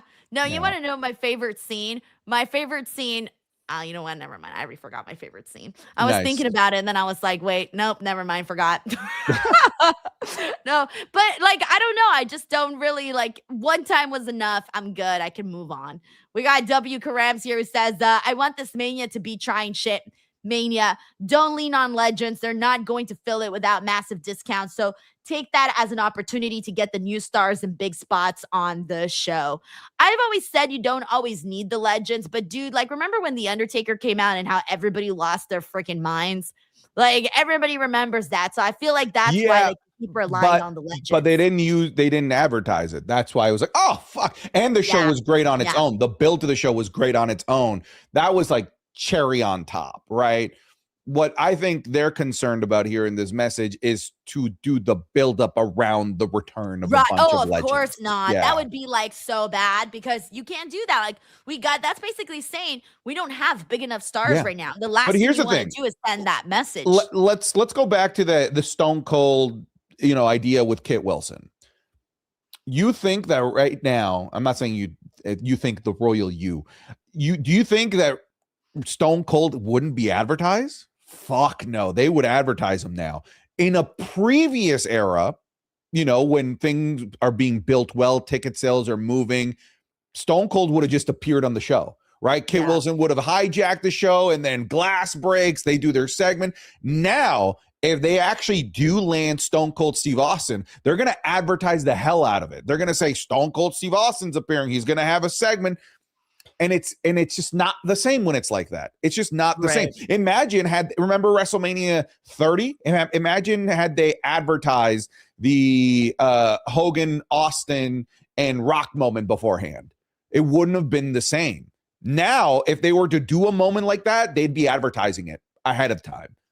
Well, I mean, look at last year. Stone Cold came out and hit the woman in the barricade. And that wasn't advertised. Thank you, W. Karams. We got Hunter Hearst Helmsley, one who says, glad to see y'all enjoyed the show. Make sure to keep tuning in every WWE show and PLE. Thank you so much, Hunter Hearst Thank you, Helmsley. Hunter. Thanks for the paycheck, by the way. I'm a WWE shell. It cleared, by the way. Nice. Thank you, Hunter Hearst Helmsley. We got Sleaze Boy here who says, if WWE decides to book LA Knight versus Brock Lesnar, then they could book it the same way they booked Lesnar versus Ricochet, because Ricochet is Kobe Bryant. Wow, this went all over the place, Sleaze Boy. I don't even know if I understand it, but thank you. We got JJ Castillo here. It says, I'm happy to see WWE getting a PLE in Italy in May, but I don't like how it will happen 3 weeks after Backlash, and they're doing too many PLEs after WrestleMania. I haven't even looked at the schedule. I just saw Italy, and I was like, yo, Italy, and it's my birthday month. I might even try to go out there. It's my birthday month. Let's do a birthday outing. What is a birthday outing? What do you mean by birthday outing? Let's go to Italy to clash in Paris for our birthdays. Oh shit, that would be crazy, Santi. Yeah. If you're down, I'm down. Yeah. Now, unfortunately, I'm May 3rd, so Backlash is closer. I consider maybe I'll do a little trip to Tampa. Where's Backlash at? Tampa. Oh, Tampa. We don't want to go Tampa over Italy. Obviously, I'd rather Santi, Italy. please. I'd rather Italy, obviously. All right, but if you go to Italy, can you buy me a pizza? You owe me a pizza. I actually like North American pizza more than I do Italian pizza. I'm just saying. What? Oh, I love Italian pizza. Have you ever had Italian pizza with French fries on the top? What the fuck? What the fuck did you just say? French fries? What in French the fries. bastardization? What are you doing to my pizza? What are you doing? That is okay. You know what it is? You are so California. It's you and Sancho. Sancho, when I first met him, you know what that psycho said? He said he puts fingerling potatoes on his pizza. You're the second California person putting potatoes on pizza. What is wrong with you people? No, this is an Italian thing. They do it in Italy. I'm not kidding you. Santi, you don't believe me? Trust me. Go to Italy. They do it there. I know because that's how I discovered it. I got to an Italian restaurant and they were telling us that they do a pizza with French fries on top. They were and I was messing like, with you. What? They were totally messing with you. They're like, hey, look at this stupid American. We're going to put French fries on her pizza. They came out with the fucking French fries on the pizza. Google it, bro. Google it. I'm telling you. Okay? I've gone to Italy 3 times, Santi. I'm very familiar now with some of the things they serve. I think they messed with you. No! I think we have the McDonald's pizza. Bro. They totally messed with you. They did not. Why would they single me out like that? Tell me. Why? Why would they single me out like that? I really think they messed with you. And it was in a small town too. It was in a small town. It wasn't even in a touristy part of the country. I'm telling you. All right, okay. And I was there with other Italian people that lived there. I just love the idea of this restaurant and everyone being in on this joke and making you believe that French fries on pizza are normal. Serious. I'm being serious. I'm Googling it right now. Pizza. Oh, wait, hold on. What did I say? French fries on pizza. French fries on pizza, Italy. I'm pretty sure. Look at this. Look at this. Look at this. Pizza with fries often paired with sliced hot dogs and worse is a popular, common, and authentic Italian staple.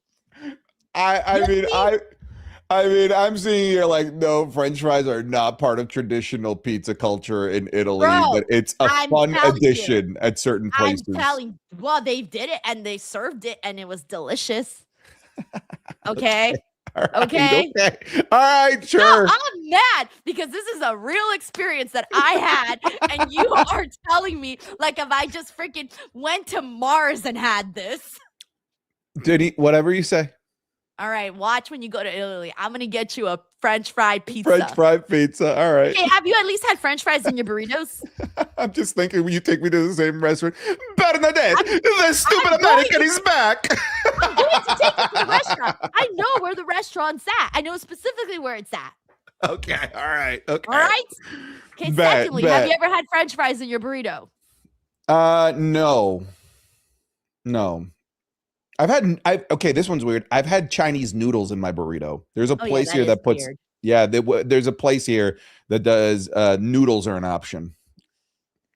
Oh, that is weird. No, usually because they do California burritos, they put like French fries. You could have some with hot Cheetos. I'm sure those would be good. Yeah, burritos. I mean, a burrito. Let's be honest, is just an avenue to put shit in a wrap. All right. Yeah. You could put whatever you want in there and it still be a burrito. There's a reason why there's breakfast burritos, right? It's just breakfast food inside the wrap. Yo, I'd be messing up all the burritos out here. Alrighty, we got Polarizer 372 who says, would like a full-on feud between Julia and Asuka, maybe even inject Io in there. They should have just been able to cross that too, back and forth. Yeah, I think a lot of people still have a lot of people they want to see Julia work with, Io, Asuka, and so many others. I'm with you, man. Think we want to see those eventually. Thank you, Polarizer. All right, Santi, are we done? I think so. I was gonna say, I feel done. It's a Friday night. We want to go to rest. We're talking about burritos. Right. My chat's calling you Denise Salcedo. Oh, I like that. Denise Salcedo. Let's go, Denise Salcedo. All right.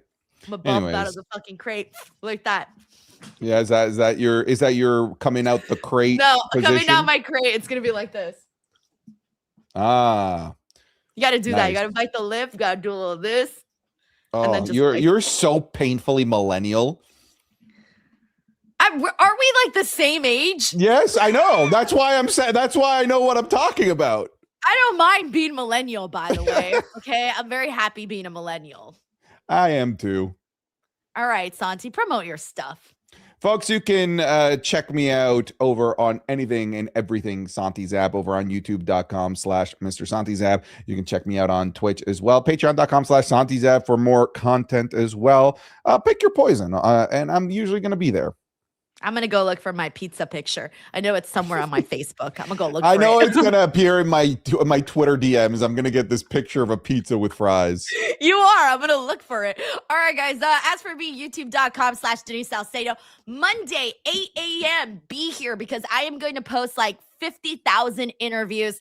For those, that's when the time has come for me to be able to post them. So Monday, 8 a.m. youtube.com/Denise Salcedo, and then all the social medias, Denise Salcedo @_Denise Salcedo.